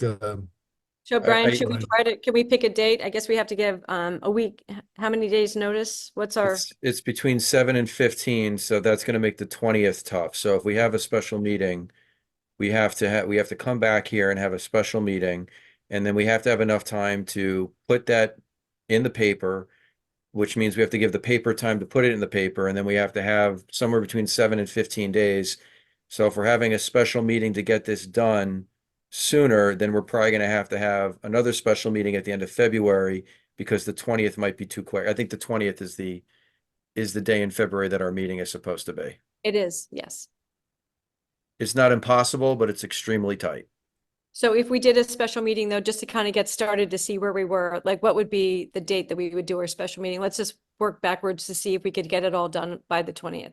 All right, so if we did it by the 20th, we'd have to have if we wanted to have the public hearing on the 20th, we'd have to have the notice in the paper by the 9th, which would be 11 days, because you're playing with fire if you don't get it in before the weekend. Right. So you'd have to have it in by the 9th. Okay. Which means you'd have to have a special meeting. I would say you'd have to have a special meeting no later than January 30th, or something along those lines, because I have to get it to the paper and they have to get it in by the 9th. Well, it turns out that January 30th, we don't have a common council meeting. It's a Tuesday and we might have that day free. How does the committee feel? Well, let's do it. Let's take the time to do it. Let's notice the meeting up. Let's have the special meeting on Tuesday, January 30th at 7, and we'll you know, maybe Steve poor Steve can turn a draft around again, and we'll still have a little bit of time to take a look at it. Jalen, you've got a question. Yeah, I think Stuart had a good point about, I mean, since we talked about taking the registrars off as voting members.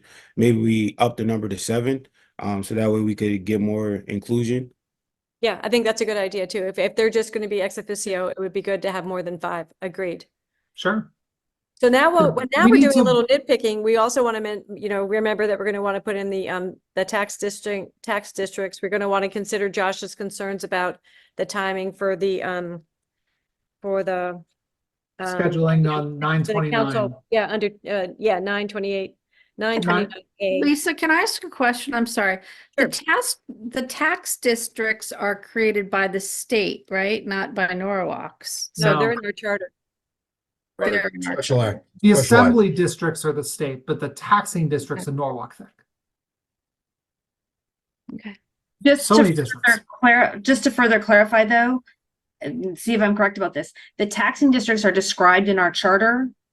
And the boundaries of them are, but then I think what the point Steve's making is that we were given the authority to do that by special act from the state. Which is, Yeah, so they're- it's like a 2-part answer to that. So they're in both. They're in the charter, but they're in the charter by virtue of an act of the General Assembly, special act. And so we cannot change them. There's no authority to change them. So if we wanted to change them, we'd have to go back to the General Assembly or get legislation that gives us the ability to do that. So the majority leader is absolutely correct. It's a two-prong answer. Okay. Lisa, do we need to vote to table this? I don't think I need to call the vote, right, Brian? I mean, we'll just vote to continue. I mean, I don't think we Don't need to call the continue vote. conversation. Just Yeah, we indicate to call the everyone on the vote. record that you're gonna call for a special meeting. Cool. Yep, so we'll have the special meeting on Tuesday, January 30th at 7 PM. Please put it in your calendars. And we'll have Steve turn another draft, which we'll share when we get it. So people have enough. My time hope, to- my hope would be to have a draft for you tomorrow, the next day at the latest. I think I have a pretty good. Well, that's handle on really it. fast. Yeah. Darlene, I see your hand is up. So I just wanted to say before you all leave this meeting, if I didn't have tough skin before, I just think I grew a layer. But I so appreciated this conversation and to hear, because it wasn't about me, it was about the position and about inclusion. And I like the idea of getting to the 7 members and Stuart saying that, giving up that seat and being in a different role. I just loved what I heard. And so it sounds great. And I would even say, I would even say more involvement could be had by the majority and the minority leader in this process. I mean, I don't see anything wrong with that as well, but I just appreciated it. Great. Well, thank you so much, Darlene. You always end the meetings in the best possible way. And I want to thank the committee tonight because we had really a lot of hard work to do. I think we really worked together very, very well. I'm sorry that we had the start of the meeting that we did. I'm just crushed by that. And there'll be more to be said about that tomorrow.